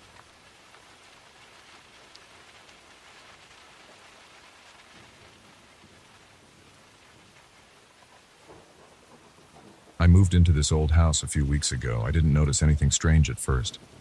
I was focused on getting all my boxes inside, setting up my bedroom, and trying to make the place feel like home. The house had a basement, and I knew there were some leftover items down there from the previous owner. But I pushed the idea of cleaning it out to the back of my mind. I didn't feel like dealing with someone else's junk on my first day. On my second night, I decided to check the basement. The door was heavy and the hinges squeaked. The steps creaked under my weight as I went down. The air felt damp, and my flashlight beam caught thick dust swirling around. The basement was crowded with old chairs, boxes of random papers, a couple of broken lamps, and a dresser missing one of its drawers. I saw cobwebs in the corners. The walls looked like stone blocks. It felt cold, and I smelled a musty odor. There was a sense of something old down there, but I couldn't put my finger on what it was. I spent about half an hour walking around, pushing aside some chairs and checking if anything was worth keeping. I found a few tools, a hammer that still looked usable, and a rusted metal pipe. Then my flashlight revealed a small hole in the far wall. It was about the size of a quarter, maybe a bit bigger. I leaned forward, trying to see if it led anywhere. I heard a faint hissing sound like a soft wind passing through a narrow gap.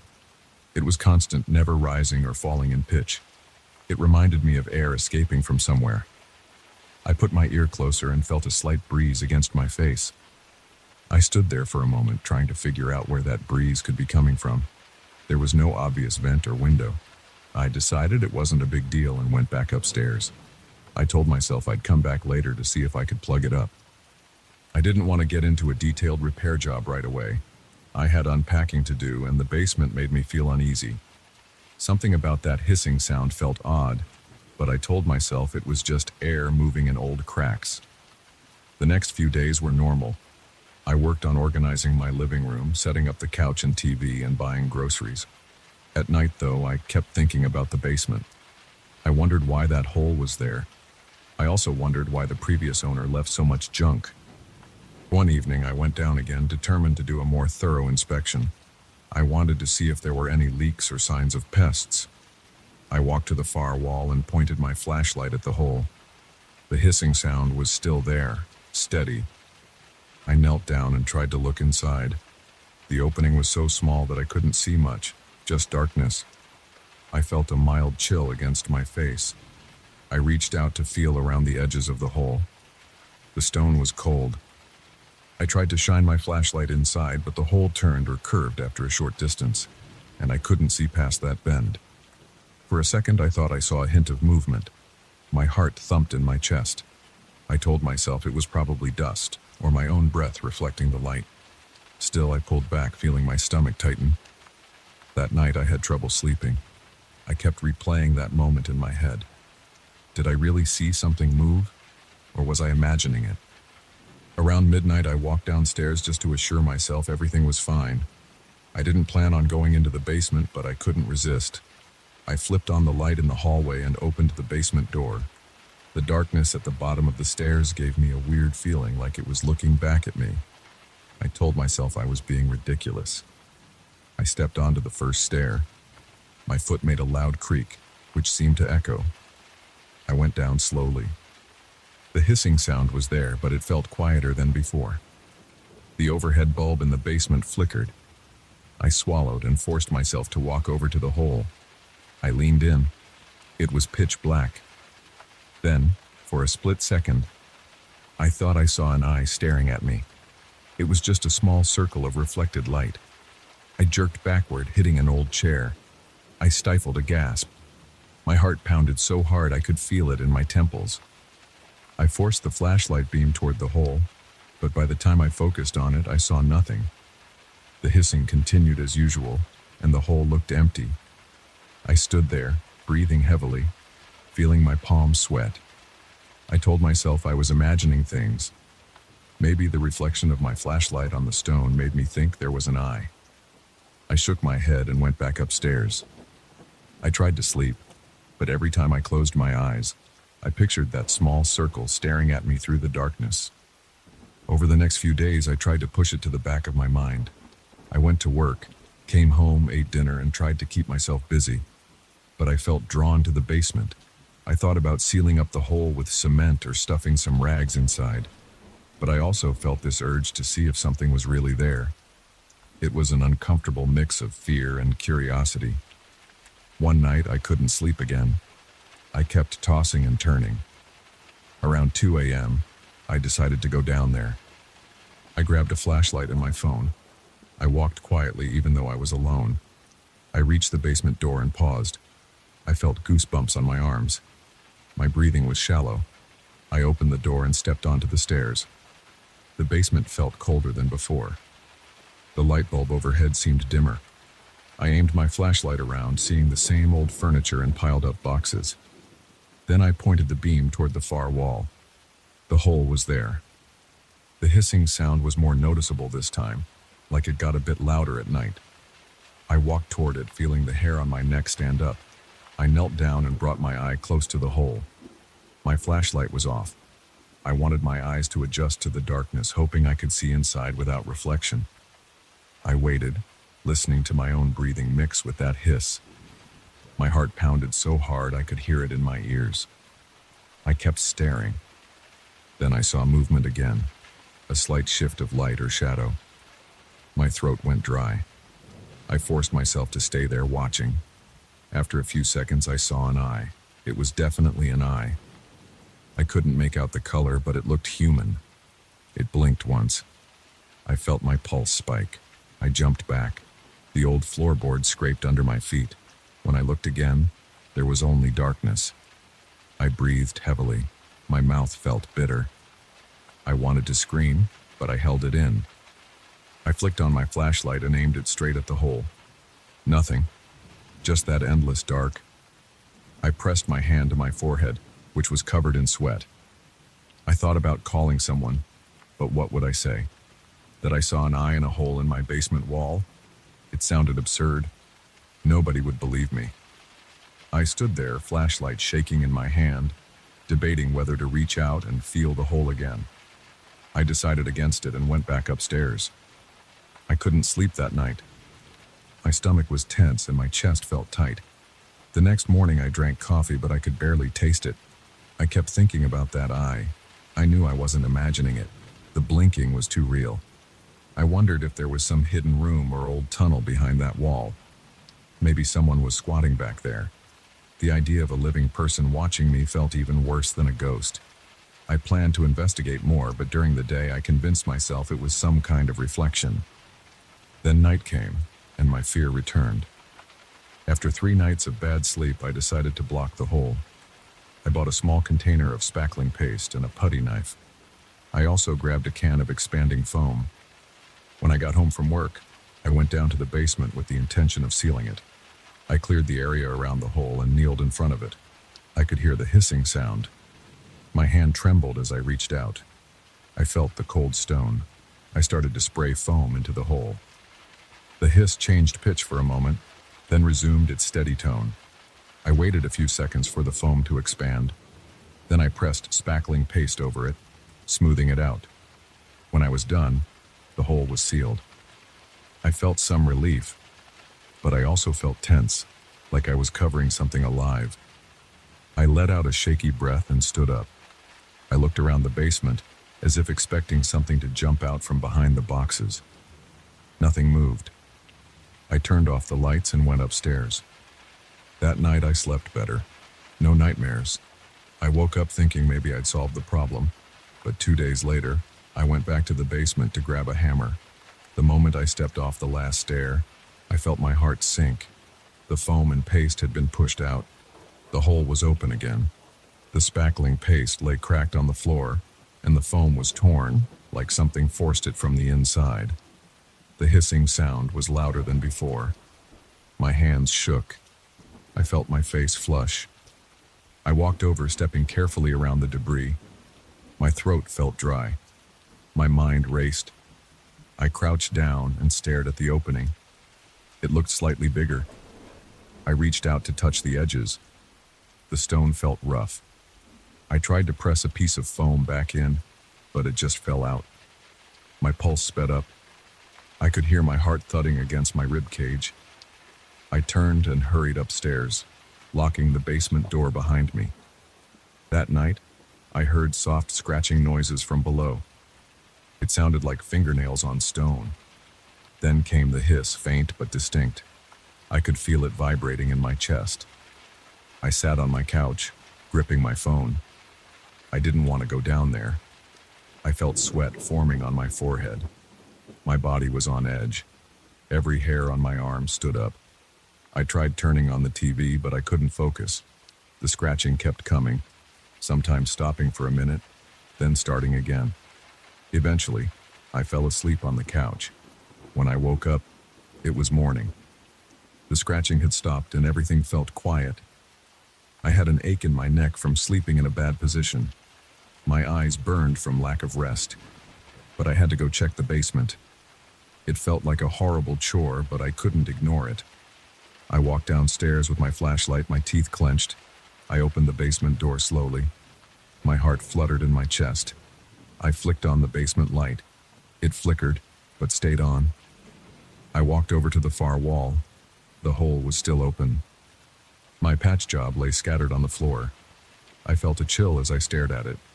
The hissing continued, steady as before. Then, without warning, I saw something shift in the dark behind the hole. I froze. My hand holding the flashlight twitched.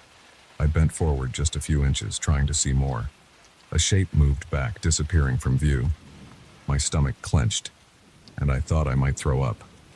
I stood up straight, struggling to keep my breathing steady. I decided to back away and call a professional.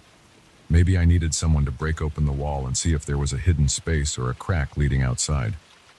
But I couldn't shake the feeling that whatever was behind that hole wasn't just a raccoon or a snake. The shape I saw was too large, and that eye I spotted before looked human. I walked upstairs, locked the basement door, and grabbed my phone. I started dialing a contractor's number, but I paused. What if he broke the wall and found nothing? Or worse, what if he found something I didn't want to face? My mind reeled with the possibilities. I just stood there, phone in hand, feeling my heart racing again. I felt trapped. If I ignored it, the hole would stay open. That presence would keep watching me. If I investigated, I might uncover something that would haunt me even more. I paced around my living room, picking at my nails. The memory of that eye blinking stayed in my head. It felt like a violation. Something was staring right at me, and I couldn't see it fully. The uncertainty ate at me. The tension in my chest made it hard to breathe. I kept glancing at the basement door, half expecting it to burst open. I ended up not calling anyone that day. I guess I was afraid of seeming crazy. Who would believe me if I said I saw a blinking eye behind the wall? Instead, I sat on my couch, listening to every little sound the house made. Eventually, I ate a sandwich without tasting it. I tried watching TV again, but my mind was stuck on that hole. Night came, and the scratching resumed. It was soft, irregular, like someone running their fingers over stone. The hiss was there too, steadier than my own breath. Around midnight, I was so tense that my shoulders hurt. I walked to the basement door, put my hand on the knob, and just stood there. My legs felt weak. I stared at the doorknob, thinking about going down one more time. Maybe I could try to speak through the hole, ask if someone was there. But the thought of hearing a voice answer made my skin crawl. I decided to push my couch against the basement door. It wasn't going to stop anyone, but it gave me a small sense of security. Then I tried to sleep in my bedroom. I turned on every light in the house except the basement. My heart was still pounding, and I could barely close my eyes. I lay there gripping my blankets, my mind buzzing. I kept thinking about that eye, that shape in the darkness. I felt watched, even with the door and a couch between me and the basement. My lips were dry, and I licked them constantly. My chest felt tight, and I took short, quick breaths. I felt beads of sweat on my face. My thoughts were scattered. Half of me wanted to grab a sledgehammer and seal the hole with a 10-foot wall. The other half wanted to run away and never come back. That's where I am now. I'm sitting here writing this down. I haven't gone back to the basement since last night. The hissing hasn't stopped. I still hear it faintly through the floorboards. My stomach is in knots, and my hands are shaking. I keep glancing at the time, waiting for morning light, although I don't know what difference it makes. Part of me wants to confront it, to pry that hole open and see what's back there. Another part wants to seal the basement door for good. I have no clue what I'll do. All I know is that the hole is there and something is behind it watching me. And I hate the feeling that I'll never really see what's staring back. But I can't forget it's there. And now I can't ignore it, no matter how hard I try.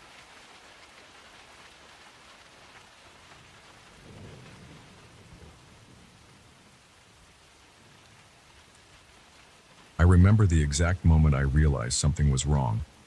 I was at a coffee shop near my office, standing in line with my shoulders tense and my eyes on the menu board. The place was crowded, and the baristas called out names every few seconds. I heard someone behind me mention a canceled meeting from 3 days earlier. That grabbed my attention because I recognized the voice but didn't see the person. I glanced around, but nobody looked familiar. My heart thumped. I tried to ignore it. I picked up my coffee and left without looking back. A few days later, I went to the same coffee shop. As soon as I stepped inside, I heard that same voice. It repeated details about an office argument I'd had with my manager last week. I felt a buzzing in my ears and a cold knot in my stomach. I surveyed the room. No one seemed to be talking about work. People were either on their phones or chatting about the weather. I turned around and walked out, my coffee left untouched. My mouth felt dry and my palms were sweaty. I told myself I was just tired. I kept hearing the same voice in different public spaces. Sometimes the words came from behind me, sometimes from a corner of the room. They never matched any mouth I could see. Each time my chest got tight, my temples pulsed. I tried to convince myself it was my imagination. I made an appointment with an ear specialist. He checked my hearing, told me everything was normal, and suggested I might be under stress. I thanked him and left. I felt like I was going crazy. One afternoon, I visited a bookstore across town. It's a large place with 2 floors, always filled with people flipping through books or studying at small tables. I hoped to distract myself by looking for a gift for a friend. I wandered to the fiction section. As I reached for a book, I heard a whisper near my left ear. It said my name, followed by a short laugh. I turned so fast I nearly dropped the book. A stranger stood a few steps away holding a notebook. He was busy writing something. I stared at him, my breathing uneven. He didn't react. I slowly moved toward him. The whisper came again. this time from the opposite side. It made a rude comment about me, something I'd heard someone say about me months earlier at a party. My neck felt hot. I left the bookstore, my hands shaking. On the subway ride home, I sat against the window. The train was crowded. People stood shoulder to shoulder, and I tried to block out their conversations. That's when I heard a new set of voices. They sounded like they were from last week or last month, complaining about the late train service, describing a lost phone, joking about a sports game. It wasn't just one voice. It was a mix of random conversations, all blending together but somehow clear in my head. My eyes locked on the floor. My cheeks felt warm. I thought I was losing my mind. Over the next few weeks, the echoes grew stronger. They weren't just random bits of small talk. They included personal secrets. Some were about money problems. Some were about relationship drama. I felt sick. I didn't want to know these things. I tried wearing headphones, turning up the volume on whatever music I could find. It helped for a few days, but then the voices seemed to push through the music. Their volume would rise in places like restaurants or busy lobbies, and I would feel a buzzing pressure around my ears. I started to avoid going out. I ordered food online. I skipped social events. My friends wondered what was wrong. I said I was busy with work. In reality, I was terrified of hearing more voices.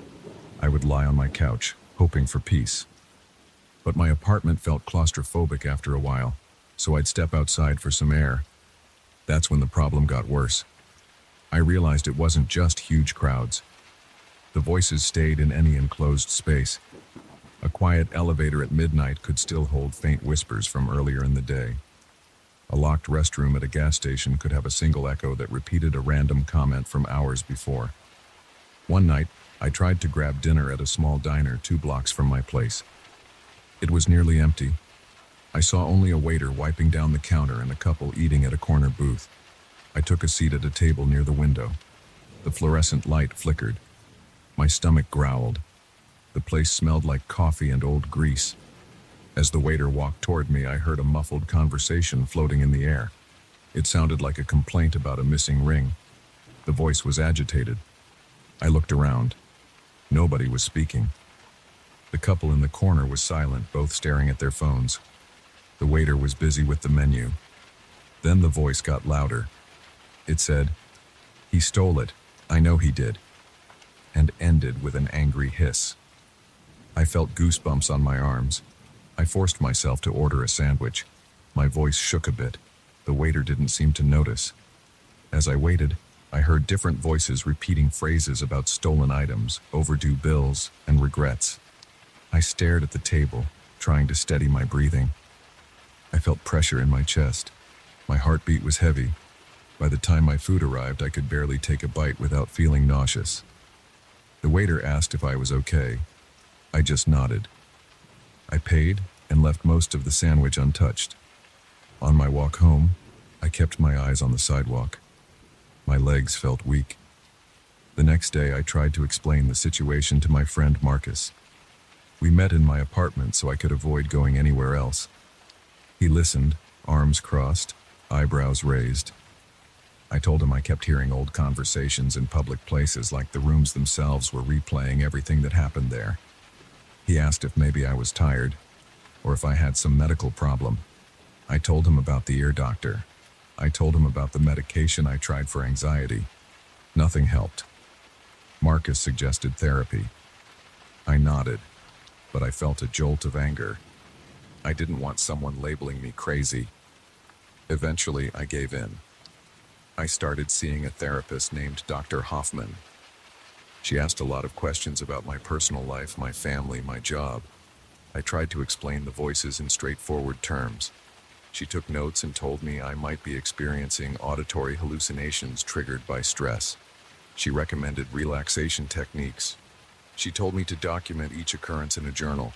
I tried. I wrote down dates, times, places, and the specific words I heard. But the more I documented, the more details I noticed. The voices got clearer. They started calling my name more often, like they knew I was listening. One evening, I decided I couldn't stay isolated forever. I went to a small pizza place near my therapist's office. I sat near the door, hoping to avoid feeling trapped. At first it was quiet. A TV on the wall played the news without sound and a ceiling fan creaked. Then, as I waited for my pizza, I heard faint comments drifting through the room. Complaints about long work shifts, regrets about wasted time, jokes about incompetent coworkers. They kept overlapping, as if they had all been recorded in that place at different times. I gripped the edge of the table. My chest felt tight and my throat was dry. I stared at the pizza when it arrived, trying to tune out the voices. But then one of them hissed, "He can hear us," and I felt a surge of panic in my stomach. My hands shook. The slices tasted like cardboard in my mouth. I left the pizza place with half the pie in a box and went straight home. For the next few days, I refused to leave my apartment again. I started sleeping at odd hours. I'd wake up in the afternoon, stay awake till dawn, then pass out from exhaustion. At one point, the isolation was too strong. I needed groceries. I forced myself to visit a small market a few blocks away. Inside, the lighting was dim and the aisles were cramped. I pushed a cart, grabbing cereal, milk, and frozen meals. I tried to avoid eye contact with anyone. My hands trembled. I kept expecting to hear a whisper, a conversation, something. I went through 3 aisles in silence, feeling a tiny bit of relief. But then, near the produce section, I heard voices describing arguments about spoiled fruit from the previous day. I heard a heated exchange about someone slipping near the lettuce stand. The cart handle felt slippery in my hands. I hurried to the checkout line. It was empty except for a single cashier. When I reached the register, I heard laughter behind me. It was the same laugh I had heard in the bookstore, the same one that made a rude comment about me. My scalp prickled. My face felt hot. I stayed quiet, paid for my groceries, and rushed home. That night I sat on my couch, staring at the blank TV screen. My legs felt heavy. My chest felt tight. I considered leaving the city. Maybe a place with fewer people would be quieter. But then I remembered this seemed to happen anywhere there were enclosed spaces. I thought about the possibility that open air might be the only way to avoid the echoes. Maybe a deserted countryside. Then I wondered if the voices would follow me into any building, no matter how empty it had been in the past. I felt a headache coming. My shoulders ached. I called Marcus and told him everything. He tried to reason with me. He suggested I test smaller spots like a private office or an abandoned shed to see if the echoes only occurred in places with lots of past activity. I decided to try an old storage room in my apartment building. It was at the end of a dark hallway, rarely used.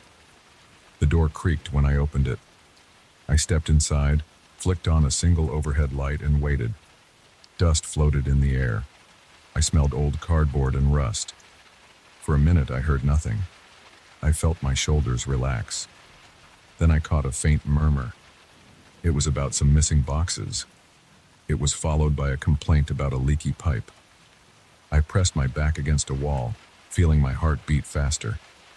I realized there must have been a caretaker here at some point, complaining to a coworker. I turned off the light and left. So much for that idea. Over the next few days, I avoided contact with anyone. I sat in my living room, flipping through channels, pacing around, trying not to think. But the echoes started showing up in my dreams. I would hear random bits of old conversations and I'd jolt awake in a cold sweat. My shirt would stick to my back. I'd grab a towel, wipe my face, and stay awake until sunrise. At my next therapy session, Dr. Hoffman asked me if I believed this was something supernatural. She'd noticed I was no longer convinced it was just hallucinations. I hesitated. I felt my hands curl into fists on my lap. I admitted I couldn't explain it logically. Dr. Hoffman looked at me with concern but didn't argue. She encouraged me to keep writing things down, to keep track of any patterns. The patterns were obvious. Any enclosed public space carried the voices of its past occupants. They weren't illusions. They repeated words that I recognized, events that matched reality, secrets nobody had told me. They teased me. They called out my name, sometimes in mocking tones, sometimes in warning. Each time I felt my heart hammering. My throat would go dry. My vision would blur at the edges. I'd stumble out of the building searching for fresh air. I tried explaining all this to Marcus again. He listened, arms folded. He didn't say I was insane. He offered to walk with me into a busy place to see if we could both hear it. We tried. We went to a large shopping center. The moment we stepped into a clothing store, I heard the echoes. They talked about returns, about stolen items, about frustrations with the manager. I glanced at Marcus. He just looked confused. He heard none of it. I felt dizzy. My head pounded. I left him at the store, mumbled an excuse, and hurried home alone. At that point, I realized I might be stuck with this. Maybe I was chosen, though I hated that word. It felt too dramatic. But I couldn't deny the sense that the voices wanted me to hear them. They called out. They repeated secrets. They whispered my name. They teased me. They warned me. And no matter how much I tried to block them, they pushed through everything: music, earplugs, my own thoughts. I started experimenting with short visits to public places, trying to remain calm as the echoes washed over me. I'd enter a grocery store, stand near the frozen foods, and count my breaths. I'd focus on the cold air from the freezers. I'd listen to the voices describe old complaints about freezer burn or out-of-stock items. My jaw would clench. I'd sweat, but I tried to stay there for at least a minute. Then I'd walk out, heart pounding. I repeated this at a laundromat, a gas station bathroom, a fast food drive-thru. The result was always the same: old snippets of conversation, personal secrets, petty arguments, laughter, gossip. After several weeks of this, I managed to endure it without running outside immediately. I couldn't stop the voices, but I stopped panicking every time. I just let them run their course. My throat would still go dry, and my skin would still prickle, but I kept myself from collapsing into fear. Now I live with it every day. I still see Dr. Hoffman. She still calls it a stress-induced phenomenon, but I don't believe that anymore. I don't claim to understand it. I just accept that certain walls hold on to every word ever spoken, and I'm the only one who can hear them. The voices follow me, they call me names, they mock my fears. Sometimes I hear them revealing details about other people's lives. It's a constant reminder that the past never truly goes away. I haven't found a cure. I haven't found a way to make it stop. But I go to work again, I ride the subway, and I buy groceries in person. I still hear the laughter and the whispers. I still feel that knot in my chest whenever I step through a door. But I keep moving. I have a life to live, and I won't let these echoes lock me inside my apartment forever. If I was chosen, or if I'm just cursed, it doesn't matter. I refuse to hide. That's how I survive.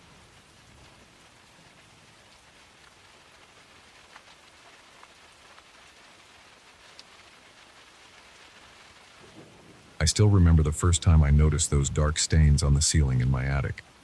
I had been living in this house for about 5 years, and I'd never paid much attention to the attic's condition. I used it for storage, mostly old furniture, empty boxes, and a few suitcases. I went up there one night to look for a box of winter clothes, and that's when I spotted them. At first, I thought they were just water stains or maybe mold. The odd thing was how they seemed to form patterns that I couldn't explain. It looked like overlapping shapes, almost like silhouettes of people. That caught my eye. I thought it was just a trick of the light. I turned on the flashlight on my phone and walked around trying to see if there was some leakage or a crack in the roof. I couldn't find anything obvious. The stains were dry to the touch. They didn't smell like mold or damp wood. I left the attic that night feeling a bit uneasy. I couldn't ignore the shape of those patterns. They gave me this nagging sense that someone had been up there painting them. But when I looked closer, I saw they weren't painted. The discoloration was soaked into the wood, like it had been there for a long time. I tried to tell myself it was just a stain that happened to look like a human outline. Maybe multiple stains, one on top of the other. I went back downstairs and tried to focus on other things. The next day, I went to work as usual. My job is mostly desk work in an office. I spent the day thinking about documents and emails, but every time I had a free moment, I kept picturing the shapes on the attic ceiling. By the time I got home, I felt a pull to go upstairs and look again. I tossed my coat on the couch and headed straight for the attic door. I climbed the wooden steps which creaked under my weight. Once I reached the top, I pulled the light switch. The bulb overhead flickered before staying on. The stains were still there, but they seemed a bit darker this time. My heart pounded. I walked right underneath them and stared. It felt like they were changing the longer I looked. One moment, they looked like the outline of a tall figure with broad shoulders. Then, as I shifted my position, they warped into two smaller shapes standing side by side. I blinked a few times, thinking it might be my eyes playing tricks. I held my breath, waiting to see if there was any movement. For a second, I swore I saw the shapes tilt, like a person turning their head. I stepped back, and a cold shiver ran through my arms. I felt a rush of panic. My gut reaction was to flick off the light and back down the stairs. The moment the light went out, the attic went dark except for a bit of moonlight coming through the small window. I stayed still, trying to let my eyes adjust. That's when I heard faint footsteps above my head, but there was nothing above me. The attic was the top floor of the house. No extra level, no hidden room. Yet I heard shuffling, like old shoes dragging across a floor. My scalp tingled. I pressed my hands against my ears, but I could still hear the steps. They were slow and deliberate. Then they stopped. I grabbed the light cord and pulled. The bulb lit up again. The footsteps stopped and everything was quiet. My heart hammered so loudly I could barely think. I checked the ceiling. The stains were still there. They looked unchanged. I wondered if I was going crazy. I walked backward toward the stairs, keeping my eyes on the ceiling. Then I hurried downstairs, closed the attic door, and leaned against the wall. I tried to calm my breathing. My hands were shaking. That night, I couldn't sleep. I lay in bed staring at the ceiling in my bedroom, thinking about what I'd heard. It didn't make sense. Maybe there was some animal living in the roof space, but that would mean a raccoon or a large rat.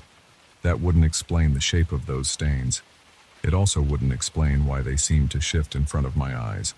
My pulse pounded every time I pictured that weird movement. The next evening, I forced myself back into the attic, determined to get a solid explanation. I brought a flashlight with fresh batteries and I made sure the overhead light was working. I also took my phone to record a video. I felt silly, but I wanted proof of what I was seeing. I walked around the attic, recording the ceiling. The stains looked darker in the phone's camera. I zoomed in and it almost looked like the outline of a face. Then the shape morphed, and I saw something resembling a side profile. I pointed the camera away for a second, took a deep breath and aimed it back. They changed again, forming a group of figures, as if a crowd was standing around a table. I felt a chill on the back of my neck. The air in the attic got colder. My hand shook while holding the phone, and the video kept going out of focus. I tried turning off the overhead light to see if the flashlight would catch something different. The second I switched off the overhead light, my phone's flashlight reflected off the ceiling. Then I heard a soft thump above my head. I swung the flashlight around, scanning the corners of the attic. Nothing. I stood there, listening. That's when I heard low murmurs, like a conversation in another room. But there was no other room. I aimed the phone at the ceiling again, and the silhouettes seemed to be moving. They were turning, shifting positions like actors in a play. It looked like they were wearing old-fashioned clothing. I saw one figure raise an arm, pointing at something. I saw another shape bow its head. My throat felt tight. I was sweating, but the air felt cold on my skin. I tried to speak, but my voice shook. "Hello?" The murmuring paused, then started again. I couldn't understand the words. It wasn't a language I recognized. It was muffled, like hearing neighbors through a wall. My heart thudded. I felt trapped, like the walls were closing in. My stomach turned and I had this urge to run. Instead, I kept standing there, holding the phone up. I wanted to record something real. I wanted to prove I wasn't imagining it. After a few minutes, the murmurs died down. The footsteps faded. The silhouettes stopped moving. I backed away and went downstairs. I collapsed on my living room couch, phone still clutched in my hand. I played back the video, but it was too dark and my hand was shaky. I could barely see anything. There were flickers of some shapes, but it wasn't clear. The audio was mostly static, with maybe a faint rumble. Nothing concrete. I felt a wave of frustration. I wanted to show someone, but I knew how it would sound. I have stains on my attic ceiling that move and talk. People would think I was crazy or seeking attention. Over the next few days, I tried to avoid the attic. Each time I walked past that door, I felt a flutter of nerves. My curiosity wouldn't let me ignore it forever. On Friday night, I decided to go back in. I took a stepladder with me, planning to get a closer look at the ceiling.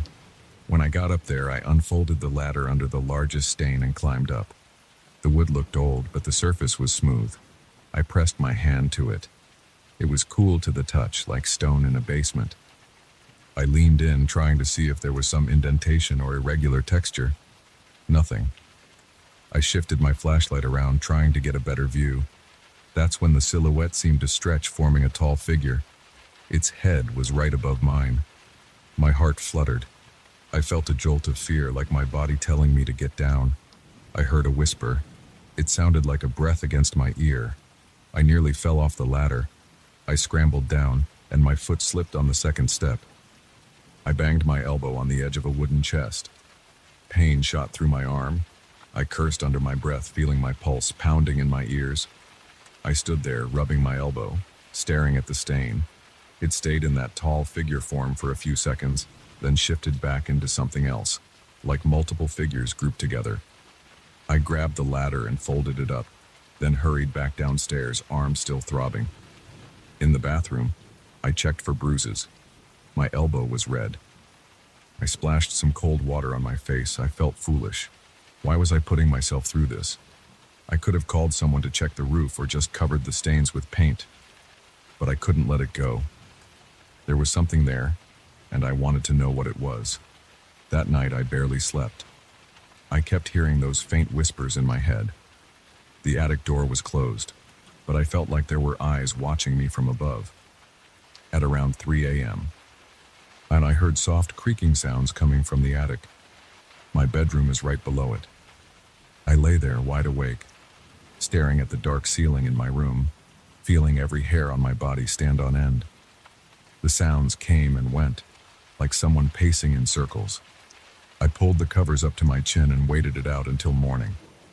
Over the weekend, I tried to distract myself with errands and chores. I cleaned the garage, washed my car, and did laundry. But every quiet moment brought me back to the attic. By Sunday night, I decided I had to do one last investigation. I prepared a small lamp, a flashlight, and a voice recorder. I went up there, closed the hatch behind me, and set the lamp on an old table. It provided a steady glow, enough for me to see the ceiling clearly. I placed the voice recorder near the ladder. I looked up and waited. Nothing happened for several minutes. Then I saw the silhouettes move again. They formed shapes of people standing in a row like they were waiting for something. My skin felt clammy. I wiped my palms on my jeans. My chest tightened. I heard the murmurs rise, then fade. I picked up the voice recorder and turned it on. I didn't say anything, I just held it up. The murmurs grew louder, but they were still muffled. It sounded like an old gathering, maybe in a large room. I saw one silhouette step forward, though it had no features, just a shape. Another silhouette turned away as if walking in another direction. My throat was dry. I walked around the attic, trying to see if the shadows would follow. They stayed in place, shifting and twisting on the ceiling. At one point, I heard a loud knock right above my head. It was like something was striking the wood. I almost dropped the recorder. My heart pounded. I felt sweat rolling down my back. I stood there, rooted to the spot, trying to keep the recorder aimed at the source of the sound. Another knock, then silence. The silhouettes froze, as if they had been paused. I glanced at the lamp's switch. I considered turning it off to see if the darkness would make things clearer, but I was too scared of what might happen if I did. I left the lamp on. I kept the voice recorder running for a few more minutes, but nothing else happened. Finally, the silhouettes melted back into abstract stains. I turned off the recorder and lowered my arm, which was stiff from holding it up. I pressed stop and played it back. I heard my breath, the creaking of the floor, and a faint, low drone, but I couldn't make out specific voices or words. I stood there thinking about my situation. Part of me wanted to pack up and leave the house for a few days. Another part of me wanted to stay and figure this out. I'd never believed in ghosts or anything supernatural, but I couldn't deny what I'd seen. My logical side said there had to be an explanation, old water stains, my imagination, or stress from work. But my gut told me these scenes were real in some way. Maybe they were echoes of past events. Maybe they were a trick my brain was playing on me. Either way, I knew I couldn't keep living like this. I took a deep breath and left the attic. I flipped off the light, shut the door, and went downstairs. I sat at my kitchen table, resting my arms on the surface, trying to calm down. My mind was buzzing with questions.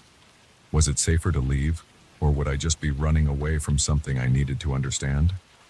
I thought about getting a hotel room for a night or two, just to clear my head. But the idea of not knowing what was going on in my own attic bothered me more than the fear. I ended up sleeping on the couch that night, or at least trying to. Every time I closed my eyes, I pictured those figures on the ceiling. I replayed the sound of footsteps and muffled voices. Around 2 a.m., I got up and double-checked that the attic door was still shut. I put a chair under the handle, hoping that would give me some peace of mind. I don't know what I'll do next. The stains aren't going away. They're still up there, and they change whenever I look at them for too long. The footsteps and whispers happen every time I turn off the lights. I don't have an answer. I'm torn between leaving the house for good or staying here until I unravel this mystery. Tonight, I'm leaning towards staying, at least for a while. I'm not ready to give up on my own home, but part of me wonders how much longer I can handle the tension and the fear. I feel it in my stomach, in my chest. My hands shake when I think about those shifting shapes.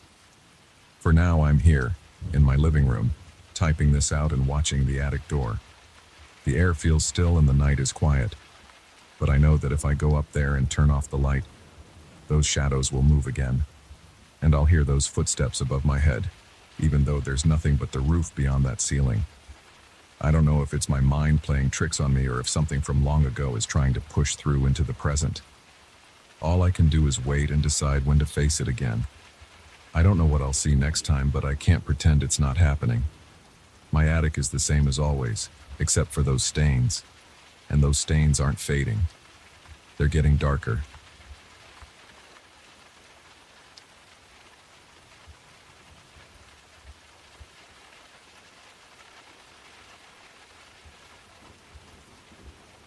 I heard the first scratching sound on a Wednesday night around 2 in the morning. It was faint, like someone dragging their nails lightly across wood. I sat up in bed, listening. My heart pounded because I knew every corner of this house, and those noises weren't familiar. I turned on the lamp and walked to the hallway. The floor looked fine. No footprints, no scratches. Everything seemed normal under the light. I felt a little foolish, but I couldn't shake the unease. I went back to bed, trying to convince myself I was overreacting. The next morning, I examined the hallway. At first, I didn't notice anything. I ran my hand over the floorboards, searching for rough patches. Then I saw them. Thin lines in the wood, almost hidden by the grain. They looked like they'd been made by something with sharp claws. It reminded me of how a cat might scratch at a door, but the marks were longer, almost in parallel lines. I stared at them for a while, trying to understand how they got there. I don't own a cat, and I don't let animals into my house. The marks were also deeper than a typical scratch from a small pet. I felt a chill creep up my spine. I decided not to call anyone about it. Instead, I covered the lines with a rug. I told myself I would keep an eye on them, maybe measure them if they changed, but I still felt uneasy all day. That night, I stayed up later than usual. I watched TV in the living room. I wanted to stay alert in case the scratching happened again. Around midnight, I turned off the TV and sat there in the dark, listening. The room felt still, but I noticed a faint odor in the air. It smelled sharp, like rotten eggs or old matches. I tried to figure out if maybe there was a leak or something, but nothing seemed wrong with the gas line. I checked the stove, the windows, everything. The smell lingered, and it made me anxious. After about an hour, I went to bed, leaving the hallway light on. I woke up again to that same sound, but it was louder this time. It wasn't constant. It came in spurts, like something pausing and then scraping again. I opened the bedroom door, heart pounding, and looked into the hallway. I couldn't see anything. The light was still on and the corridor looked empty. The sound stopped the moment I stepped out. The smell of sulfur hit me again, making me cough. In the morning, I checked the floor. The old scratches looked deeper. They seemed fresh too, as if they'd just been made last night. I found new lines next to the old ones. My stomach twisted. The pattern made it look like something was crawling back and forth, leaving parallel grooves behind. I pressed my fingers into the marks. They were rough, each at least a quarter-inch deep. My pulse throbbed in my ears, and I felt a cold sweat forming on my forehead. I wondered if I was imagining it all, but I could feel the grooves clearly. I started losing sleep, worrying about these noises. During the day, I tried to keep myself busy. I went out to work as usual, took calls, ran errands. But every time I came home, I felt this tension in my chest. I kept thinking about that smell in the hallway and those scratches on the floor. I even bought some boards at the hardware store, planning to reinforce certain spots. But it didn't make sense to do that unless I was sure something was actually breaking in. I had no idea what I was dealing with. Night after night, the sounds got louder. At times, it sounded like something heavy scraping the floor. Other times, it was more like nails tapping quickly on the wood. I tried turning all the lights on, hoping that whatever it was would avoid the brightness. That didn't help. The noises came anyway, always between midnight and 3 in the morning. I would run into the hallway, switching lights on, and find nothing. The corridor was empty except for that acrid smell. It burned my nostrils and made me gag. One night I snapped. The scratching had started again, and I burst out of my bedroom shouting. My voice echoed in the hallway and my hands shook. I was furious and terrified at the same time. I demanded that whoever or whatever it was show itself. My heart hammered so hard that my chest felt tight. There was no response. The noise stopped. I stood there for a few minutes, breathing heavily, trying to steady myself. Then I smelled it again, that sulfur stench. It felt like it was right beside me, maybe behind me. I turned around, shining a flashlight into every corner, but saw nothing. I leaned against the wall, feeling sweat drip down my face. I went back to the bedroom and locked the door. Sleep came in brief bursts, filled with nightmares. I dreamed that something was crawling behind the walls, watching me, waiting for me to close my eyes. In the dreams, I would spin around and see a shape scuttling across the floor, but I could never make out its exact form. It was always just beyond the edge of my vision. I woke up each time with my heart racing. The bed sheets would be damp from my sweat. After a week of this, I started to think I should leave the house. But then I thought about the money I'd put into it. It was my home. I had nowhere else to go. I tried to talk to a friend about the noises, but I ended up feeling foolish. He asked if I was sure it wasn't just pipes or rodents. I couldn't prove anything. I realized I might look like I was losing my mind. I stopped bringing it up. A few days later, I decided to set up a camera in the hallway. It was just an old camcorder I had lying around. I placed it on a stool, pointing it at the scratched section of the floor. I let it record all night. That was the worst night so far. The scraping was so loud it seemed to come from inside my bedroom walls as well as the hallway. At times I thought I heard a soft growling, but every time I opened the bedroom door, the hallway was empty. I felt sweat trickling down my back and my throat was so dry I could barely swallow. The odor became overwhelming, like someone had spilled acid in the hallway. In the morning, I checked the recording. I skipped through hours of footage. I found nothing. The hallway was completely still. At one point, around 2:47 a.m., the audio picked up faint scraping. I saw a flicker in the frame, like a shadow crossing the lens. It was there for less than a second. It looked like it might have been a corner of a shape, but it moved too fast for me to make out any details. Then the smell hit me in broad daylight. It came from the floor like it was seeping through the wood. I felt nauseous just watching the video. I tried to rationalize everything, telling myself there had to be an explanation, But the longer this went on, the more terrified I got. I searched the attic and the crawl space for any sign of animals or forced entry. I checked the roof. I found nothing. Yet the scratches kept multiplying. Each day, the marks extended a little farther down the hallway, as if the creature or whatever it was had been exploring more of the house. I followed the trail of scratches up to my living room. Some lines started branching off toward the back door, but there were no footprints, no stray hair or fur, nothing that would tell me what I was dealing with. I started sleeping with all the lights on in the house. My electric bill soared, but I didn't care. Even with the lights on, the sounds came. I thought maybe if I stayed awake all night, I'd catch it in the act. But I couldn't keep my eyes open forever. When I drifted off, the noises began.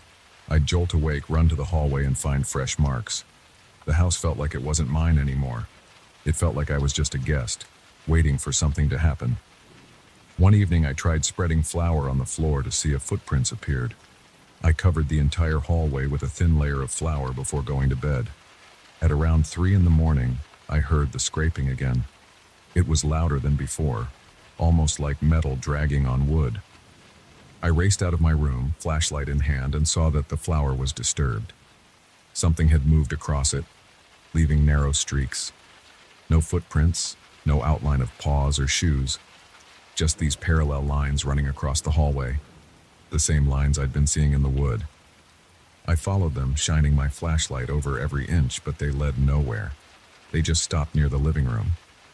The smell was suffocating, and my stomach churned. I tried to hold my breath, but it was impossible. My eyes watered, and I stumbled back to my bedroom. I felt dizzy. I locked the door, pressed my back against it, and tried to calm down. My heart was racing so fast it hurt. My muscles felt stiff, and a strong urge to vomit rose in my throat. After a while, the smell dissipated. I stayed on the floor, leaning against the door, until sunrise. Over the next few days, the nightmares got worse. I dreamed of corners in my house where the lights never reached. In these dreams, I'd see a glint of something in the darkness, like a pair of eyes or maybe claws. I'd wake up with my pulse pounding, my mouth dry, and sweat dripping down my forehead. The hallway floor started to look mangled. The scratches were everywhere now. Every morning I found new marks, deeper and angrier. I wondered if the entire floor would eventually get ripped up by this thing. I reached a breaking point one Saturday afternoon. I had been trying to ignore the problem, hoping it would go away, or at least stay in the hallway. But the marks spread into my office and my living room. I stood in my living room, staring at the floor, noticing a fresh path of scratches leading up to the window. My hands trembled. My stomach felt tight. The house smelled like sulfur, even during the day now. It felt like living in a constant state of dread. I walked around checking every room, searching for holes or cracks. I found nothing. I realized I didn't have any real control here. I sat on the couch and thought about leaving. I grabbed a piece of paper and started making a list of what I'd need to take if I left the house for good. I wrote down clothes, electronics, important documents, but I stopped halfway. The idea of abandoning the place felt wrong, but staying felt worse. My mind kept playing the same loop. Either I run and leave everything behind, or I stay and risk losing my sanity. I felt trapped and isolated. I checked my phone, but I couldn't think of anyone to call. I felt embarrassed, like nobody would believe me. So I just sat there waiting for night to fall, dreading the moment the sun went down. When darkness came, I turned on every light again. The smell intensified. It crept through the vents, it seemed, filling every room. My throat burned. I decided I wouldn't sleep. I drank coffee, paced around, and sat in the living room with a flashlight, the hallway in my sight. Around midnight, the scratching began. It was slow at first, like gentle dragging, but it built into a frantic scraping. I walked to the hallway, flashlight pointed at the floor. I could feel my heart in my throat. The noise was right in front of me, but I saw nothing. Then I heard a hiss, a low, wet sound that sent shivers down my spine. I stumbled backward, almost dropping the flashlight. I called out, demanding to know who was there. No answer, just more scraping. It sounded like it was circling me, even though I saw no movement. The smell got so strong I started coughing violently. My eyes stung. I could barely see straight. I fell to my knees, pressing my hand against the wall to steady myself. I forced myself to stand up, trying to breathe through my mouth. My chest felt tight, like I was suffocating. I sprinted back to my bedroom and slammed the door shut. I could still hear the scraping through the walls. It felt like it was all around me. That night I decided I had to leave. The fear was too overwhelming. I packed a bag with essentials, my laptop, some clothes, my wallet, and a few other items. I waited until morning. The house was quiet at dawn. The sulfur smell lingered, but it was weaker. The floor was a mess of scratches. My hallway looked like a battle had taken place. I could almost feel something watching me from a distance, but I didn't see anything. I opened the front door and stepped outside, breathing in fresh air for the first time in what felt like days. My muscles relaxed a bit, but my mind was still racing. I closed the door behind me, locked it, and stood on the porch. I listened for any sound inside, but the house stayed silent. I wanted to prove the existence of this thing, to show someone the video, the scratches, the flower marks. But I also wanted to keep my sanity. I walked to my car, threw my bag in the back seat, and got in. My hands shook as I started the engine. I glanced at the house one last time. My heart pounded. I felt an urge to go back and set up more cameras, maybe get more evidence. But I couldn't do it. I felt like the house was smothering me. I drove away, my mind full of images of those deep scratches and that horrible smell. I'm not sure what I'll do now. I'm not sure if I'll ever go back. But the memories stay with me, along with the smell that sometimes clings to my clothes. I can't explain it. All I know is that something was in there, dragging itself across my floors, leaving marks, never letting me see it fully. I still dream about it, even when I'm far away. And in my nightmares, it follows me down long, dark hallways, scraping its claws along the walls, waiting just out of sight.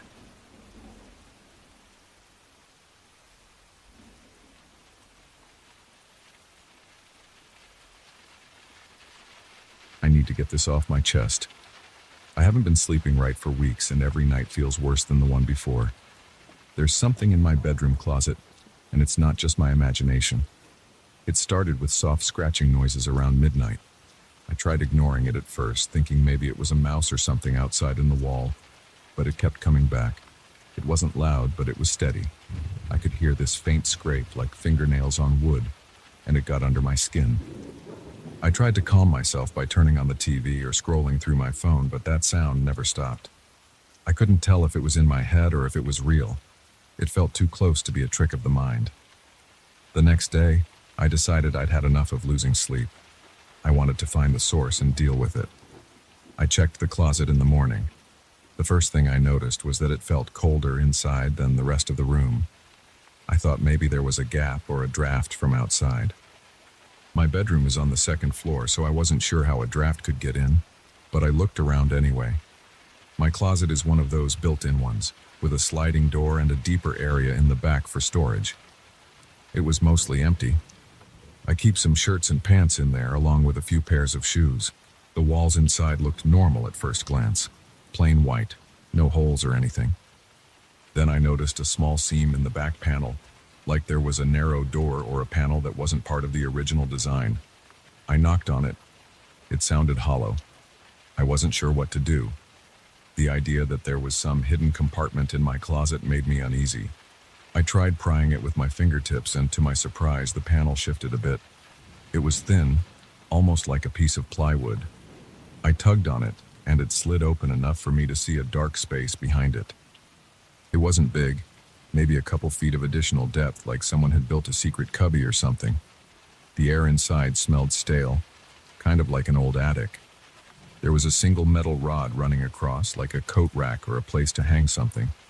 One single hanger dangled in the middle, made of wire, and it swayed a bit when I moved the panel. The hanger creaked softly as it moved. I felt a chill run through me, even though I wasn't sure why. It was just an empty space with a hanger, but something about it felt off. I decided I'd leave it alone for now. I closed the panel and slid the closet door shut. I went to work, trying not to think about it, but at night, the scratching came back. This time, it felt like it was coming directly from the closet door, not just the wall behind it. I could almost picture a hand inside, scraping its nails along the wood. I got up, walked to the closet, opened it, and tried to listen. Everything was silent once I opened it. I looked at the panel in the back, but I didn't see any movement. The hanger was there, still dangling, not moving on its own. I stood there, holding my breath, waiting for something to happen. Nothing did, so I closed it again and went back to bed. I told myself it was just my nerves. The next couple of nights it got weirder. I started hearing a faint moaning sound. It wasn't loud, more like a muffled groan that came and went. Sometimes it was long, drawn-out breaths. Other times it sounded almost like someone crying. I tried to ignore it, but it's impossible to ignore noises like that. My heart pounded every time I heard it. I'd sit up in bed and stare at the closet door, half expecting something to come barreling out. But nothing ever did. The moaning would just stop. Then the scratching would start. Then silence. I'd stay awake until dawn, drenched in sweat, too scared to open that door again. I could feel my sanity slipping. It didn't help that I had to get up for work in the morning. I started feeling exhausted all day, jumping at small sounds, losing focus at my desk. I knew I had to figure out what was going on. One night I decided I was going to seal the closet door. I found a small padlock in the garage and installed a latch on the inside of the door frame. It wasn't easy, and I felt a little silly, but I was desperate for peace. I screwed in the latch, tested the lock a few times to make sure it was secure, and then closed the closet. I locked it. The relief I felt at that moment was immediate. I went to bed, certain I'd finally have a silent night. But around 1 in the morning, I heard the lock rattle. It was a soft click, click, click. My eyes flew open. I stared at the closet door, lit only by the streetlight glow coming through the window. The door handle was still. Then I heard the moaning again, but this time it was louder. It sounded like it was right behind the door, pressing against it. My pulse skyrocketed, and I froze. I couldn't move. I listened to the door rattle for what felt like minutes. Then I heard 3 distinct bangs from inside the closet, like something hitting the wood. My eyes watered from fear. I forced myself to stand up, even though my legs were shaking. I walked over, unlocked the padlock, and yanked the door open. The panel in the back was slightly ajar. That single wire hanger was swinging back and forth, clinking against the metal rod. I felt my stomach twist.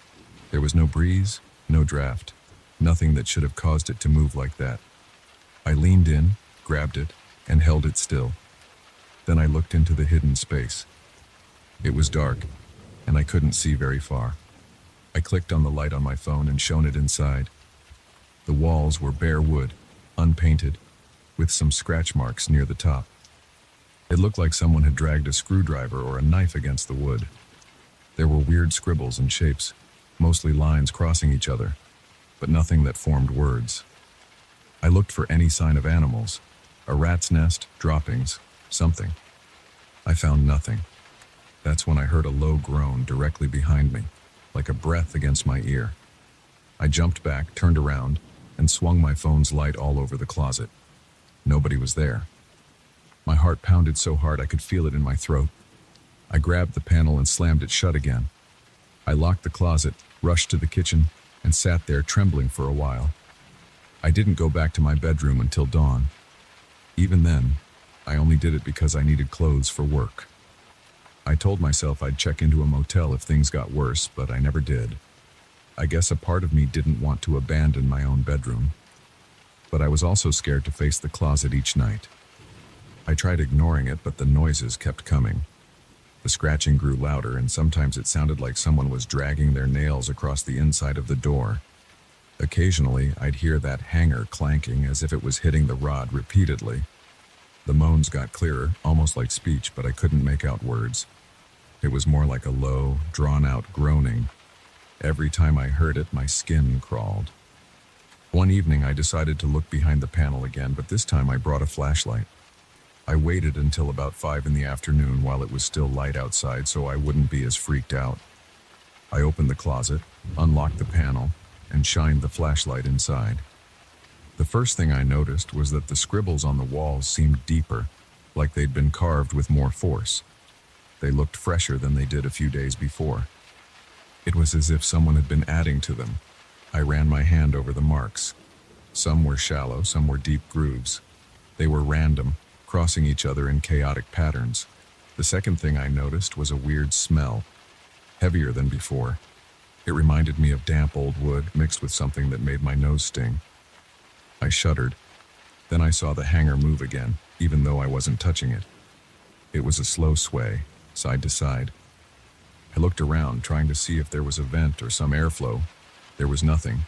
I reached out to stop it, and the metal felt cold, like it had been in a freezer. I stepped away and decided I'd had enough. I closed the panel, locked everything up, and went out for a drive to clear my head. I ended up eating dinner in my car, not wanting to return until it was really late.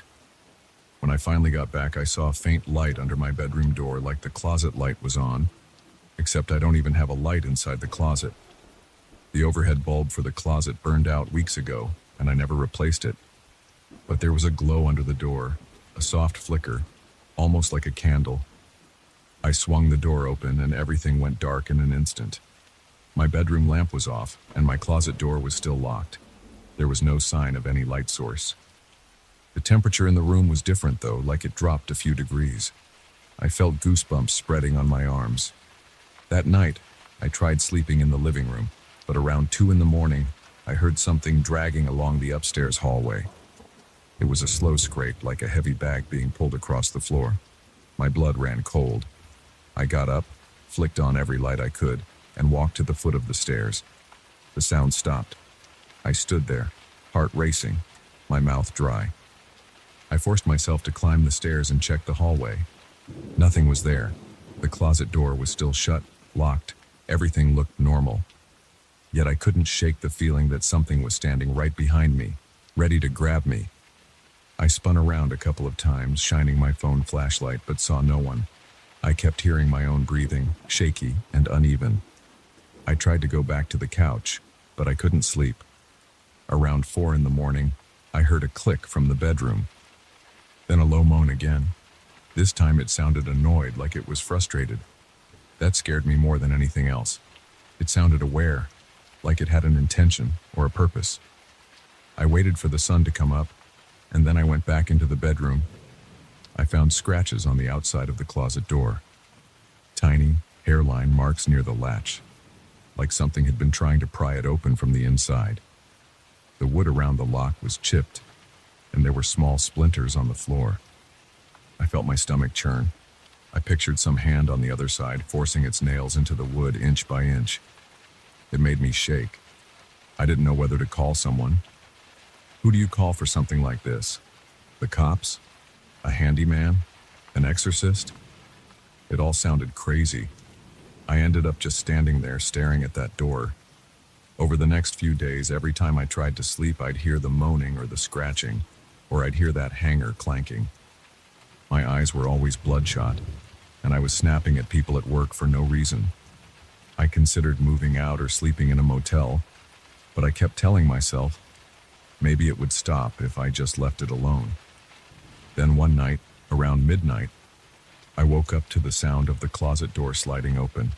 It wasn't just a squeak, it was the distinct sound of the door on its track. My heart nearly burst. I sat up in bed, looked over, and saw the door was open about an inch, even though I knew I locked it. The padlock was still there, but the latch itself had been bent outward, like brute force had twisted it. I jumped up, grabbed my phone, and pointed its light at the gap. I heard a faint shuffle from inside, then a deep inhale, like something was breathing me in. I wanted to run, but instead I gripped the handle and slid the door open all the way. The panel in the back was wide open too. The hanger was on the floor now, bent out of shape. I could see fresh scratches along the inside of the panel, and the smell of that stale, damp air was stronger. I thought I saw a shape in the darkness, but it might have been a shadow. I took a step closer, shining my phone's light into that hidden space.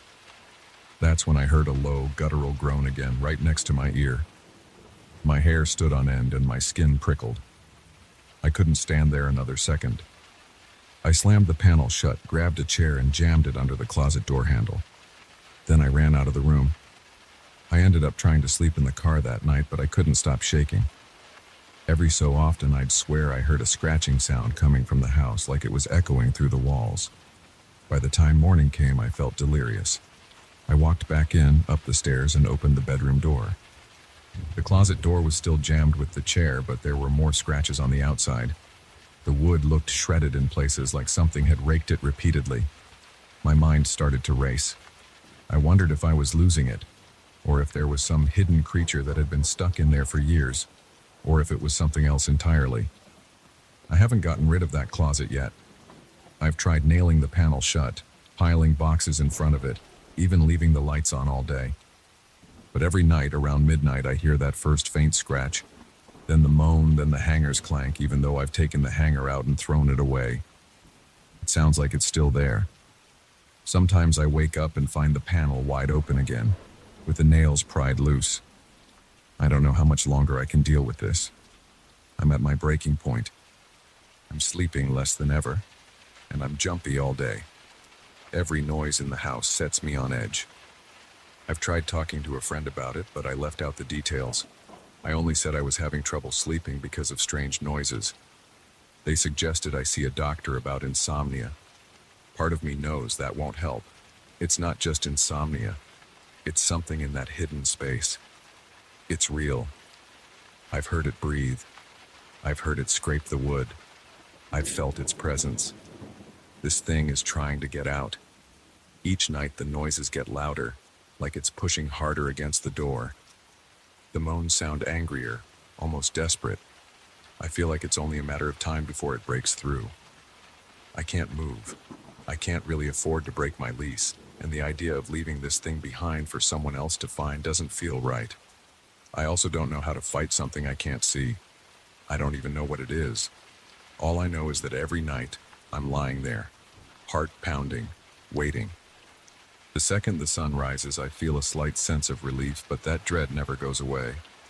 It's just waiting in the back of my mind, reminding me that it'll come again when darkness sets in. I keep telling myself maybe tonight will be different. Maybe it'll stay quiet. But deep down I know it won't. The scratching will start, the moan will follow, and I'll be trapped in that cycle until I either go insane or face it directly. Part of me wants to tear the closet apart, rip out the panel and see whatever's there in the light of day. But I'm too scared of what I'd find. For now, I'm stuck, and I'm losing hope that it'll ever go away. I look at that door every single evening, my hand trembling on the doorknob when I lock it. My breath turns shallow as soon as the sky gets dark. I hear every creak, every shift in the house. And when I doze off, I'm jolted awake by that same scratch, that same moan, growing closer and closer like it's right by my bed, waiting for me to open my eyes. That's my life now, and I don't know how to escape it.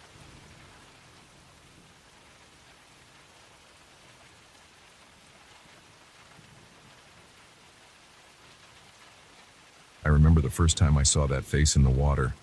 It was late in the afternoon and I was walking around a quiet lake about a mile from my house. The sun was low and there was nobody else around. I felt calm at first. Then I noticed a reflection on the lake's surface that didn't match what I was doing. I turned my head to the side, but the reflection stayed still. It had my features, but its expression wasn't mine. It was smiling in a way that made my stomach tighten. I looked around to see if anyone was nearby, but I was alone. When I glanced back at the water, the face was gone. That was the moment I realized something was off. I took a step closer to the lake and crouched down. I leaned in to get a better look at my own reflection. My face looked normal. No strange smile, no odd expression. I stared for a few seconds, waiting for something to happen. But the water just showed my usual features and the reflection of the sky above me. My hands were tense at my sides. I got back up, wiped some sweat from my forehead and decided I should head home. The entire time I walked, I kept thinking about that grin I'd seen. It was too vivid to be my imagination. At home, I grabbed a bottle of water from the fridge. I tried to focus on a mundane task like cooking dinner, but I couldn't shake off the uneasiness I felt. After a while, I sat at the kitchen table with a glass of water in front of me. I glanced at the surface. It looked normal. Then I picked it up, took a sip, and set it down again. The reflection was just the kitchen ceiling light, but I felt watched. I checked the window above the sink, wondering if there was some kind of reflection from outside. I saw only darkness and the outlines of trees in my yard. I tried to convince myself that I was tired and imagining things. I tried to let it go. The next day, I went back to the lake. I had this urge to see if that face would appear again. The path was muddy because it had rained in the early morning. My shoes squelched in the wet ground. The only sounds were distant birds and the rustling of leaves in the breeze. I reached the shore, looked around, and saw no one. The water was calm, with a slight ripple from the wind. I stayed there for a moment, breathing in the damp air. Then I looked down at the lake's surface. At first, I only saw my own reflection and the clouds. I shifted my weight from one leg to the other. My reflection moved with me. That felt normal. Then I heard a small splash behind me like a fish jumping. It startled me, so I turned for a second. When I looked back, the reflection wasn't aligned with my face. The eyes in the water were still pointed directly forward, and the mouth had that grin. My heart pounded, and I felt a wave of heat rush through my chest. I froze. I watched that reflection. It seemed to watch me back. Then after a moment, it turned its head very slightly to the left. My own head wasn't moving. I felt a cold sweat on my forehead, and my fingers twitched at my sides. I didn't speak. I just stared. When I stepped away from the water, the reflection disappeared. I stayed there another few minutes, unsure if I should keep looking or if I should leave. I kept glancing at the lake, hoping it was all in my mind. But I saw no sign of that other face again. I felt my pulse throb in my temples. I could barely swallow. I eventually walked away, wiping my hands on my jeans to get rid of the nervous sweat. My thoughts were everywhere, but I tried to keep them in check. As I left, I decided to avoid the lake for a while. A week passed without me going near any large body of water. I tried to live normally. I went to the grocery store, I did some work from home, and I even visited a friend one night, though I avoided drinking anything that would make me need water too much. My mind kept drifting back to that face, but I told myself it was just some weird trick of my imagination. Maybe I was stressed. Maybe I saw my reflection in a strange way. That sense of relief disappeared one night when I was brushing my teeth. I turned the faucet on to rinse my mouth, and I saw something move in the water in the sink. It looked like a pair of eyes peering at me, eyes that weren't mine. My gut clenched. I jerked my head away. I tried to calm myself, telling myself I was just tired. But when I leaned in again, I saw nothing but the swirling water going down the drain.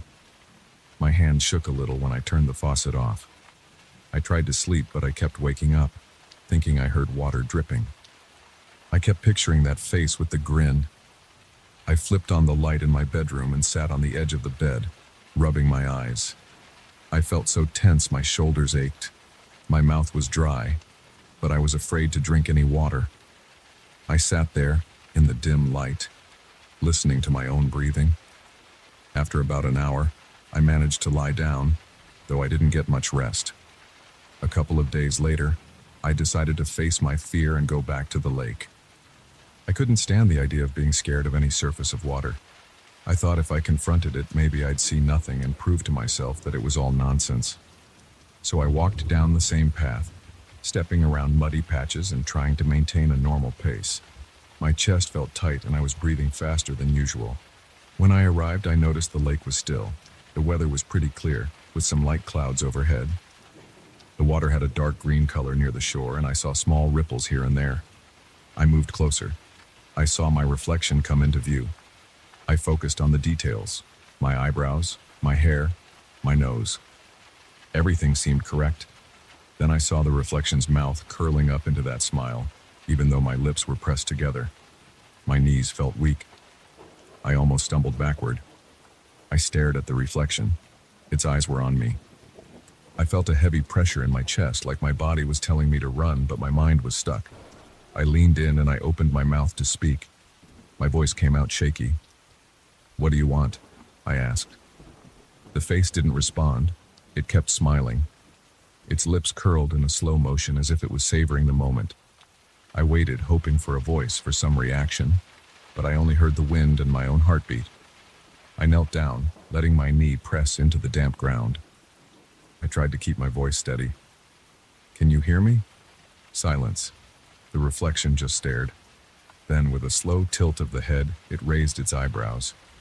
My heart hammered so hard I thought my chest might burst. I couldn't move my arms or legs for a few seconds.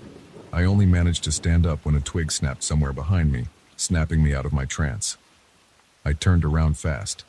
There was no one there, just the wind and the trees. When I looked back to the water, the face was gone. My reflection was normal again. I left the lake in a rush.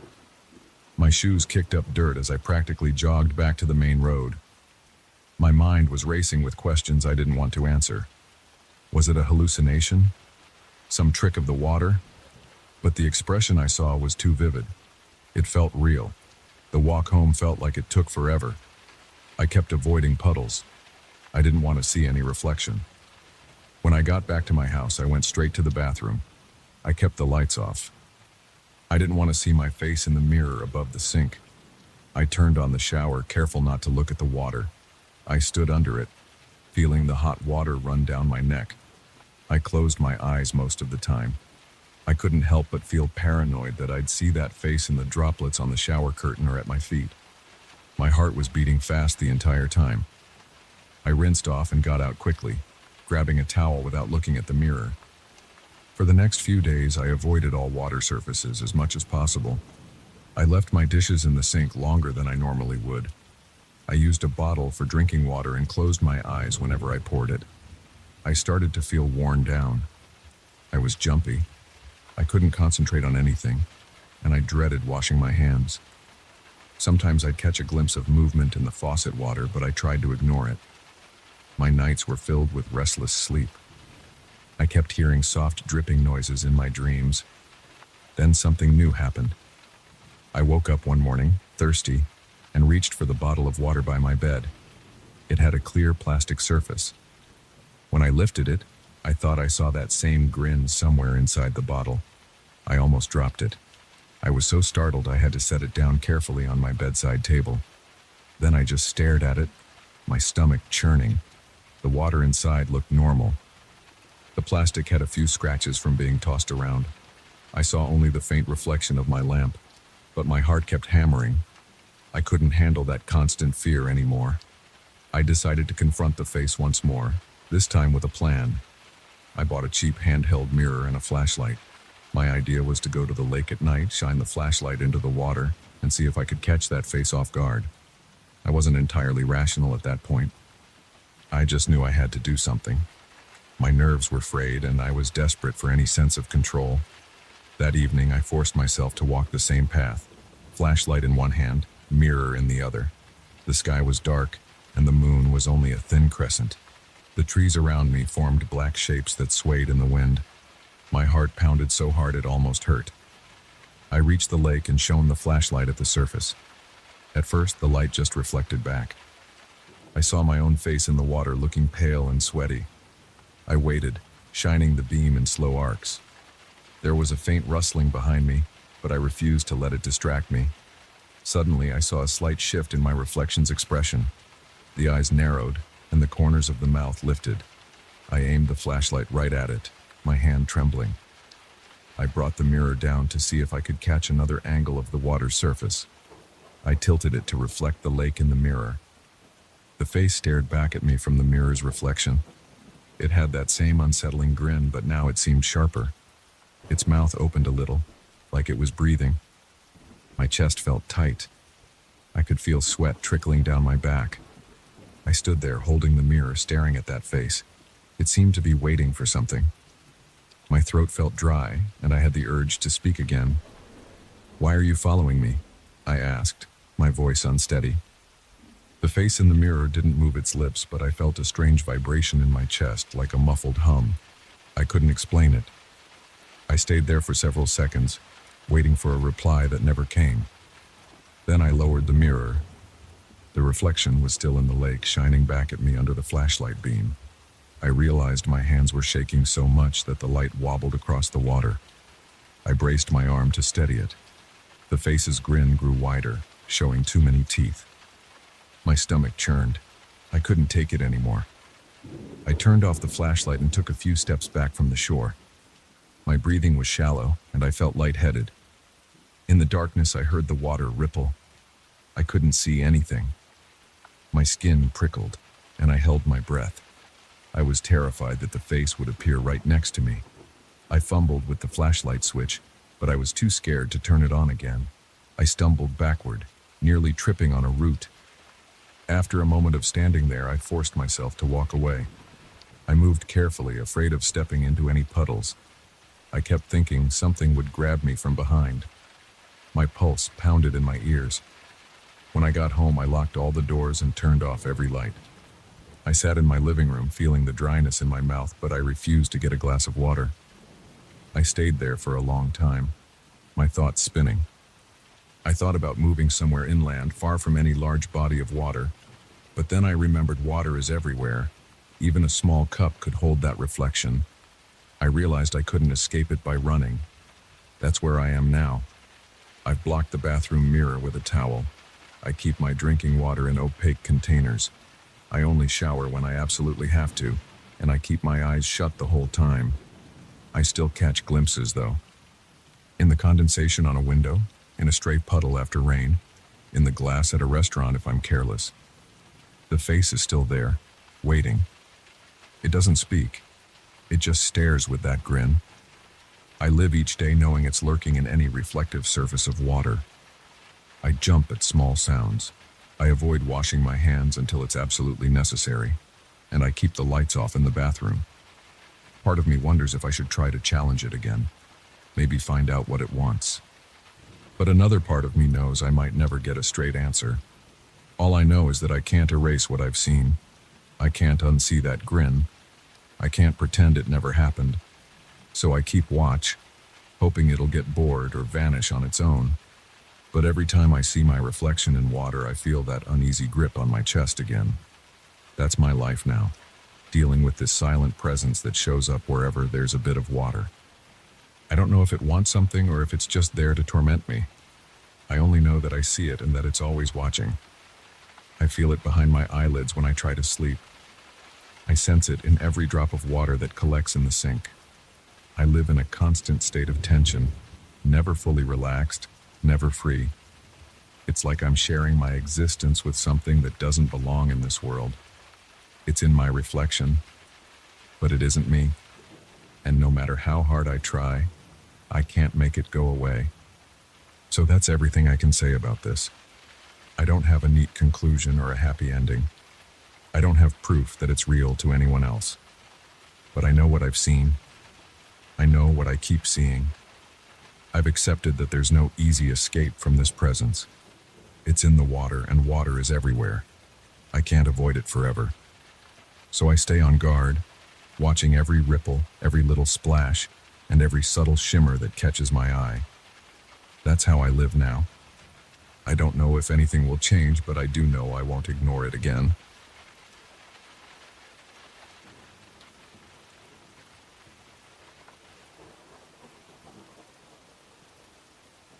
I never thought my own shadow could scare me. I'm sitting here in this old room, surrounded by the smell of dust and damp wood. My palms won't stop sweating, and I keep glancing at the walls, wondering if it's going to happen again. I'm going to describe everything that led me to this moment because I don't know how much longer I can stay here. This all started when I moved into a large shared house about 2 weeks ago. I wanted to save money, so I rented a simple room on the second floor. I had no real expectations. I just needed a bed, a desk, and some quiet at night. On my first day, I noticed the size of the house right away. It has an old wooden staircase, a few long hallways, and a bunch of rooms rented to different people. Most of them keep to themselves. I haven't spoken to many of the tenants. I see them in the kitchen sometimes, but nobody seems eager to chat. That was fine with me. I wanted a quiet place to focus on work. I set up my things in my room. The wallpaper had some peeling edges. The window looked out onto the backyard, which is mostly just a patch of overgrown grass.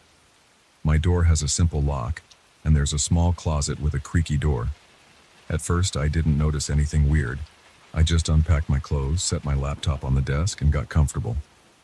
The first night, I heard regular old house noises, pipes banging, floorboards groaning under someone's footsteps, and distant voices. The walls aren't thick, but I'm used to city noise, so it didn't bother me. The second night, I decided to work late on some spreadsheets. I turned off the overhead light and used a small lamp near my desk. I found the overhead light too bright, and I like to work in a dim environment. At some point, I got up to stretch. The lamp was behind me, so my shadow appeared on the wall. It moved as I moved, nothing unusual. I went to the bathroom, came back, and then turned the lamp off.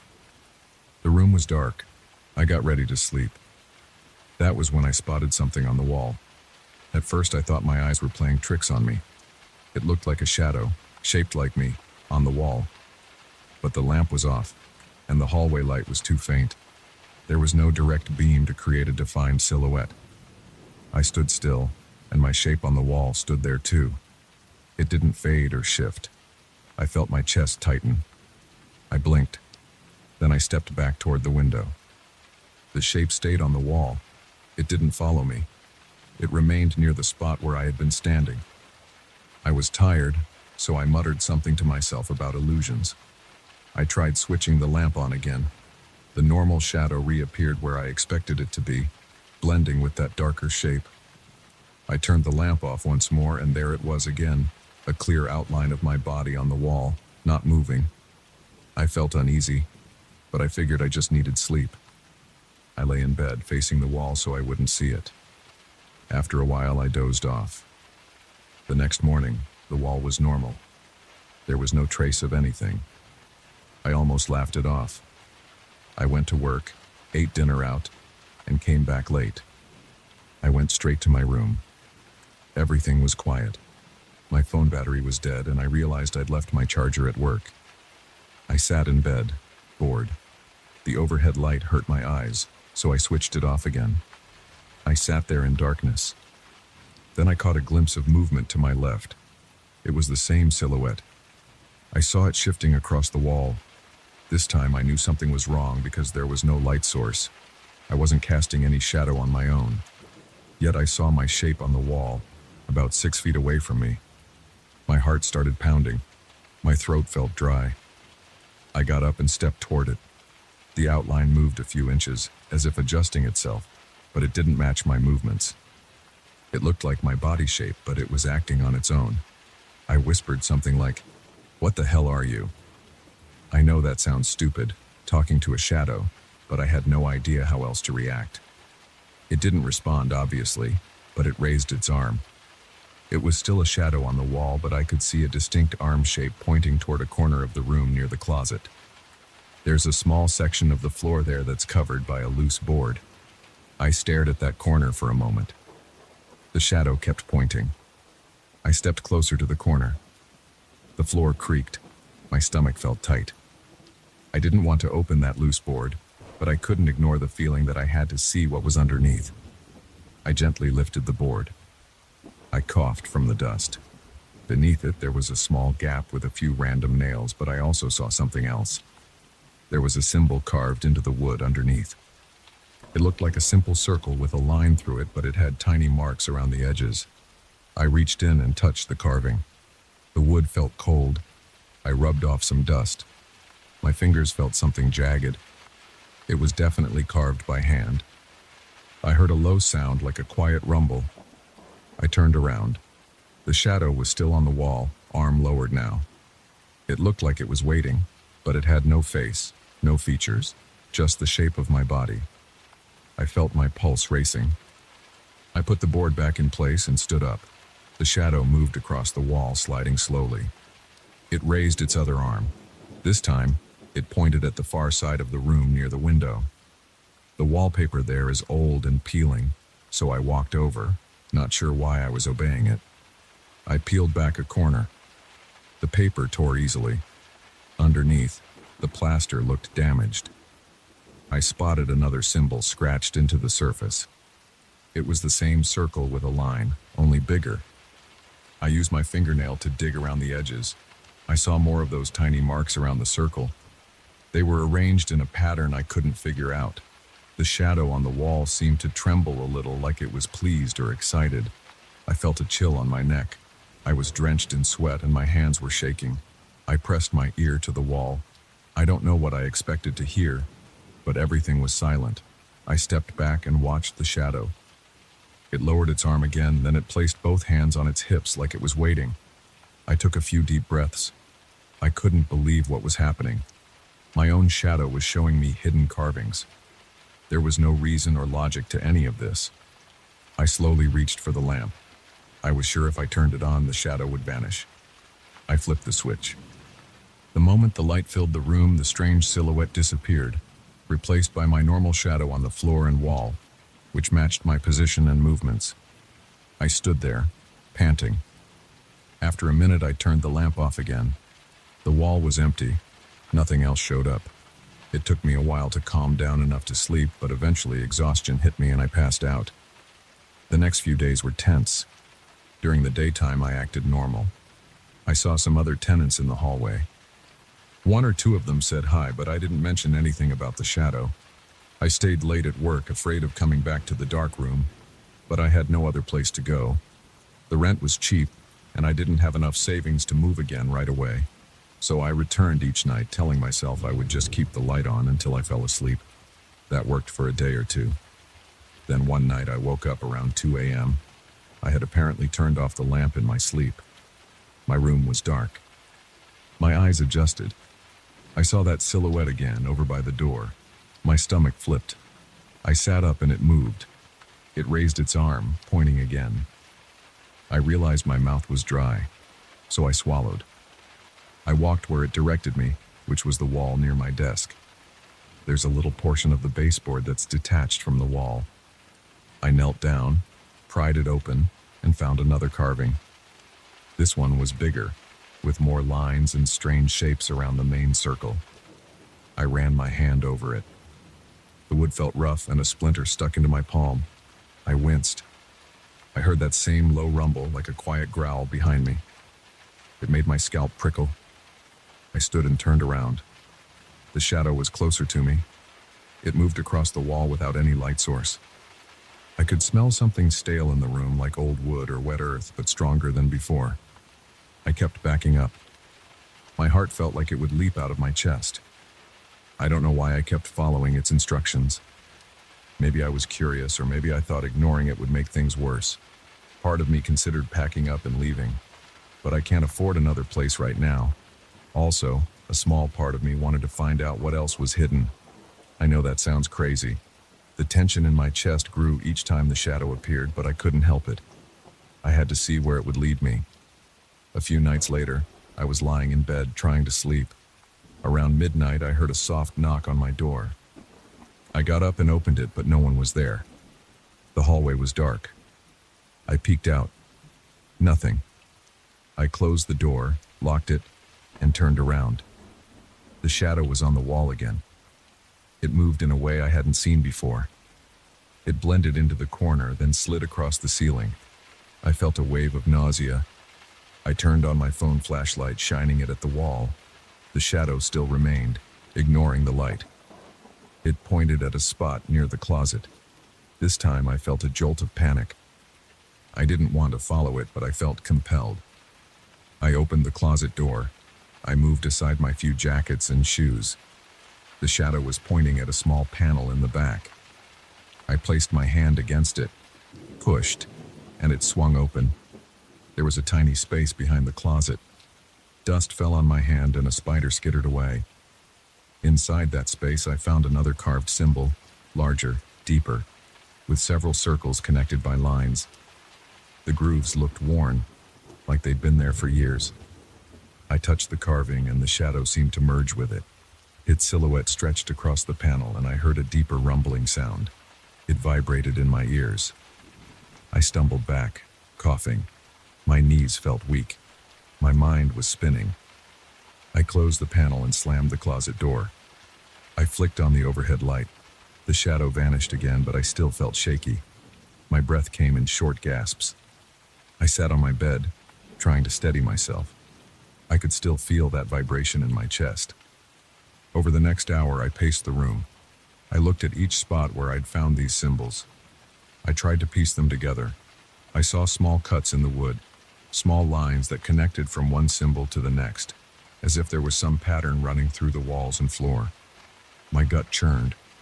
I had no idea what these inscriptions meant, and I was terrified of what might happen if I kept discovering them. The shadow obviously wanted me to keep going. Each time I found another symbol, it seemed to merge with it, producing that low growl. I didn't know if it was in pain or if it was excited. I tried not to think about that. I just wanted to sleep. But I couldn't. Now, I'm sitting here, recalling what happened 3 nights ago when I last saw the shadow. That night it pointed toward the hallway door, as if telling me to leave my room. I unlocked the door, stepped into the hallway, and saw it on the wall again. It moved toward the far end of the corridor. I followed, my legs trembling. I was worried someone else would come out of their room and see me creeping around in the dark.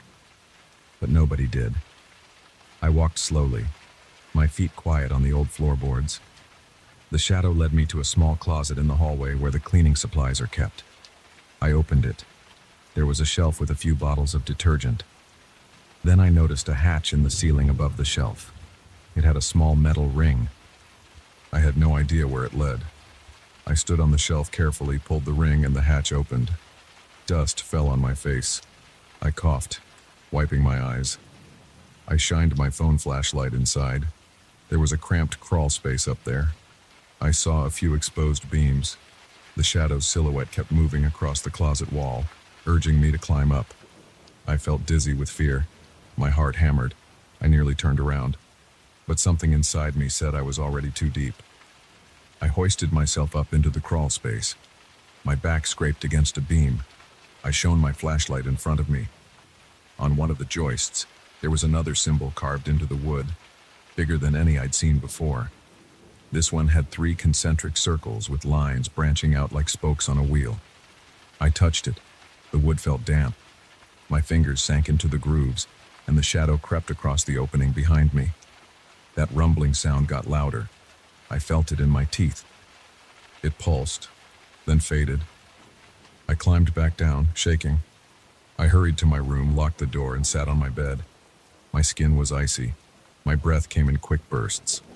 I kept the overhead light on all night.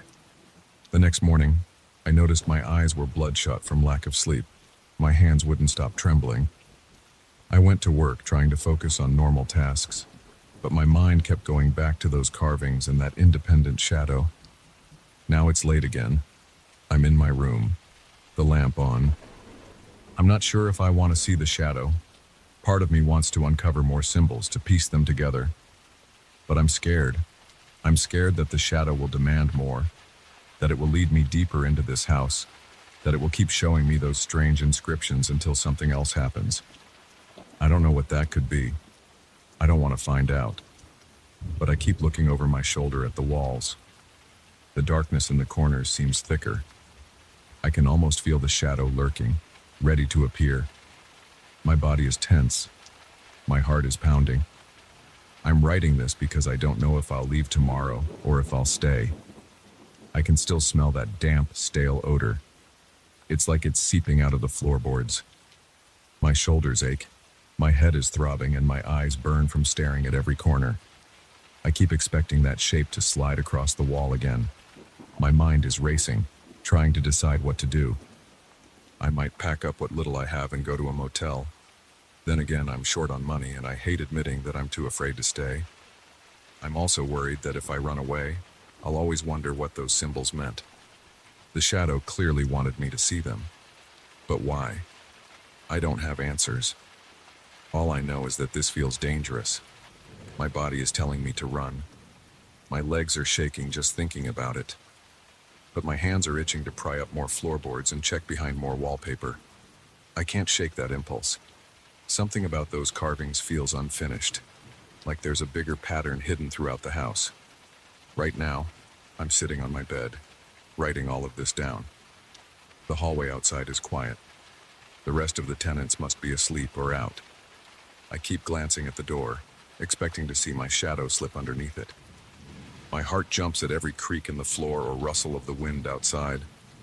I've never felt this kind of tension in my body, like my muscles are ready to snap. I'm breathing faster, trying to calm myself. I can't ignore the possibility that the shadow could appear at any second. It's guiding me towards something, but I don't want to see it tonight. I need to rest. My eyes sting with exhaustion. My chest feels tight. I'm rubbing my temples, trying to get rid of a growing headache. I can't handle another confrontation right now. I've locked the door, turned on every light in the room, and closed the curtains. That shadow should have no reason to appear. There's no darkness here, but my gut tells me that normal logic doesn't matter to it. If I stay another night, I might see more carvings. I might find that the entire house is covered with them. I might see the shadow do something worse than just point. It might try to lead me somewhere else in the house, maybe to the basement or the attic. I'm terrified of what I'll find if I follow it again. My thoughts are racing in circles. I'm sweating, even though the room is cool. I don't know how to end this story because I'm living it right now. This is the truth as I know it. There's a shadow here that looks like me but moves on its own. It shows me hidden symbols carved into the walls and floors of this old house. It merges with them, making a rumbling sound. I feel like it's pushing me toward a final discovery, but I don't know what that will be. I'm tired, my mind is scattered, and I'm afraid. I want to leave, but I also feel compelled to stay. I can't shake the idea that if I go, the shadow will follow me wherever I end up. So I'm left with two choices: follow it again and learn more, or pack up my stuff in the middle of the night and find somewhere else to sleep. Right now, I'm leaning toward leaving, but the moment I stand up to pack, I feel a pang of doubt. My muscles tighten and I pause. I keep looking at the wall, waiting for the shadow to show itself and point to another hidden symbol. My hands are shaking, and my heart is pounding. My breath comes in short bursts. I don't know what I'll decide in the next hour, but I know I can't stay frozen like this forever. If I see that shadow again, I have to do something. Either I confront it one last time or I run. I'm still not sure which one I'll choose.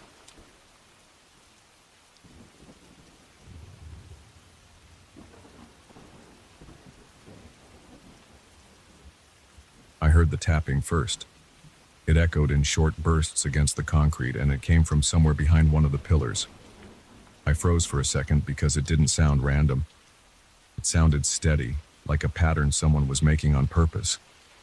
I was in that parking garage alone, and it was after midnight.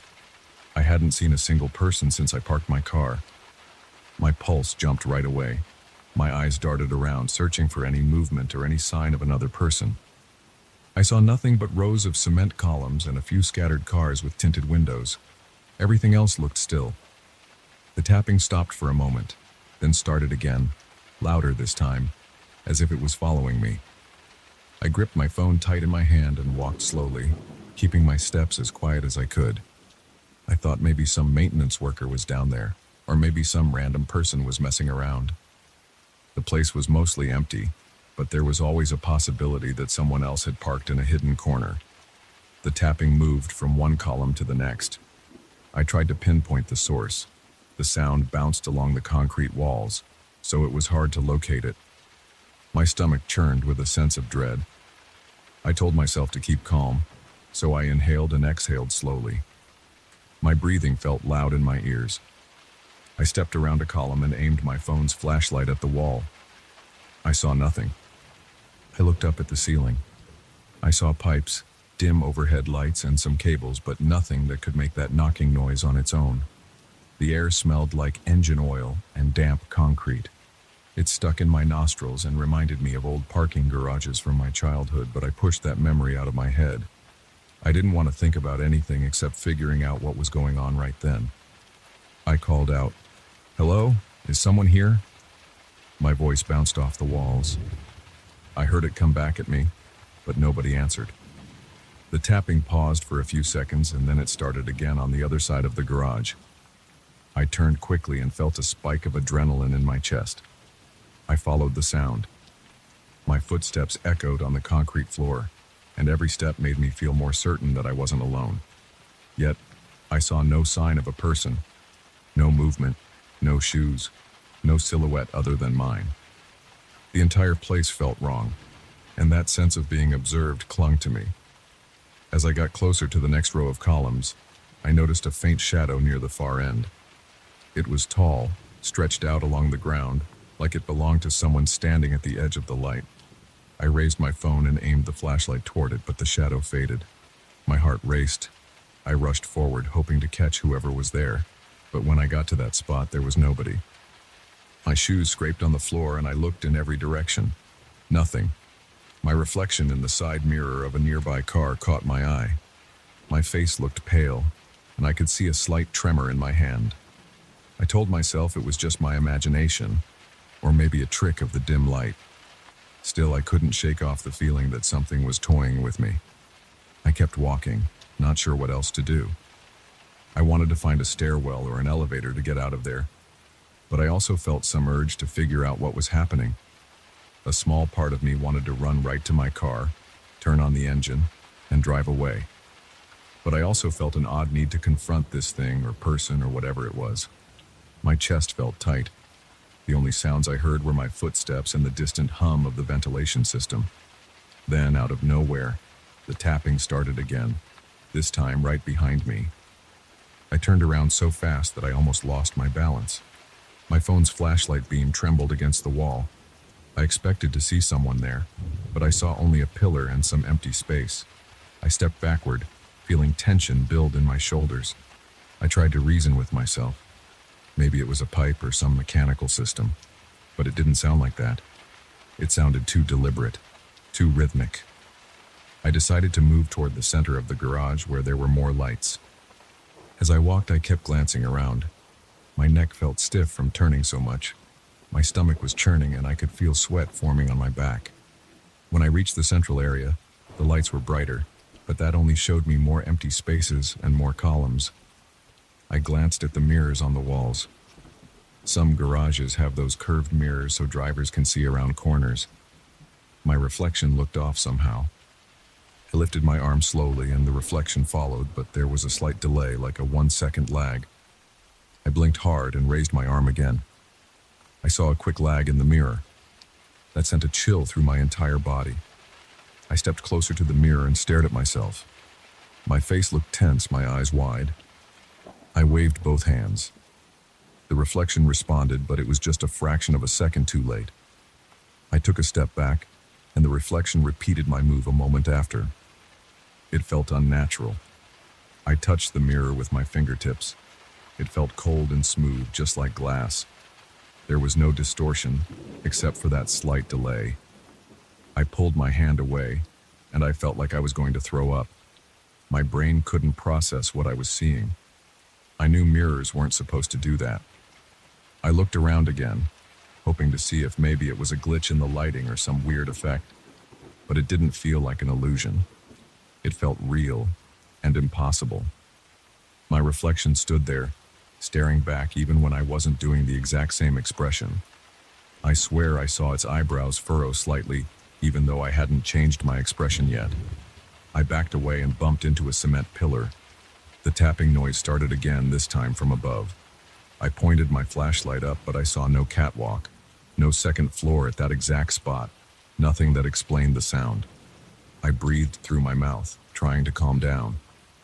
My heart hammered in my chest and my palms felt clammy. Every muscle in my body felt tense. My pulse throbbed in my ears. I started moving through the rows of parked cars, looking for a working elevator or a stairwell door that wasn't locked. I passed by a few vehicles covered in dust. A single exit sign glowed at the far end, but it looked too far away. As I walked, I heard the tapping again, this time echoing off to my left. It was getting closer. My legs felt heavy. I picked up the pace, but I kept looking back. checking if something was following me. I turned a corner and saw more mirrors. I tried not to look at them, but my eyes drifted there anyway. I saw my reflection again. It stood still even when I was moving. I gasped and stepped away. The reflection finally moved a moment later. It turned its head and looked at me. My hair stood on end. I muttered curses under my breath. I felt trapped, even though I technically knew I could just run out of that garage. I felt as if the air around me had thickened, making it tough to breathe. My phone's battery icon glowed red, which sent a jolt of panic through me. I needed light, and I needed to know what time it was. I considered calling someone, but then I remembered that I hadn't seen any signal bars when I checked earlier. The place was underground, and the reception must have been bad. My phone could die at any second. The tapping happened again, this time from a pillar right next to me. I spun around and looked at it. I banged the side of my fist against the concrete. It felt solid and unmoving, but I pounded it again, frustrated. Then I heard 3 sharp knocks from behind the pillar, followed by a shuffle. I whipped around, shining my light there. No one. My breathing got faster, and my throat felt dry. I decided to try a different approach. I started talking. "Hey, who are you? What do you want?" I got no answer, just more taps, spaced out like a response. It felt like something was toying with me. I smelled gasoline in the air, a strong whiff that made my eyes sting. I heard a screech behind me, like metal dragging on the floor. I rushed around the row of cars to see if something or someone was there. I spotted an old shopping cart leaning against a concrete wall. The wheels looked rusty, and it was tilted sideways. I didn't remember seeing it before. The handle had a smear of what looked like grease. I walked up to it. It was still vibrating, as if it had just been pushed. I looked around for signs of movement. Nothing. My mouth felt dry, and I swallowed hard. The cart stopped shaking.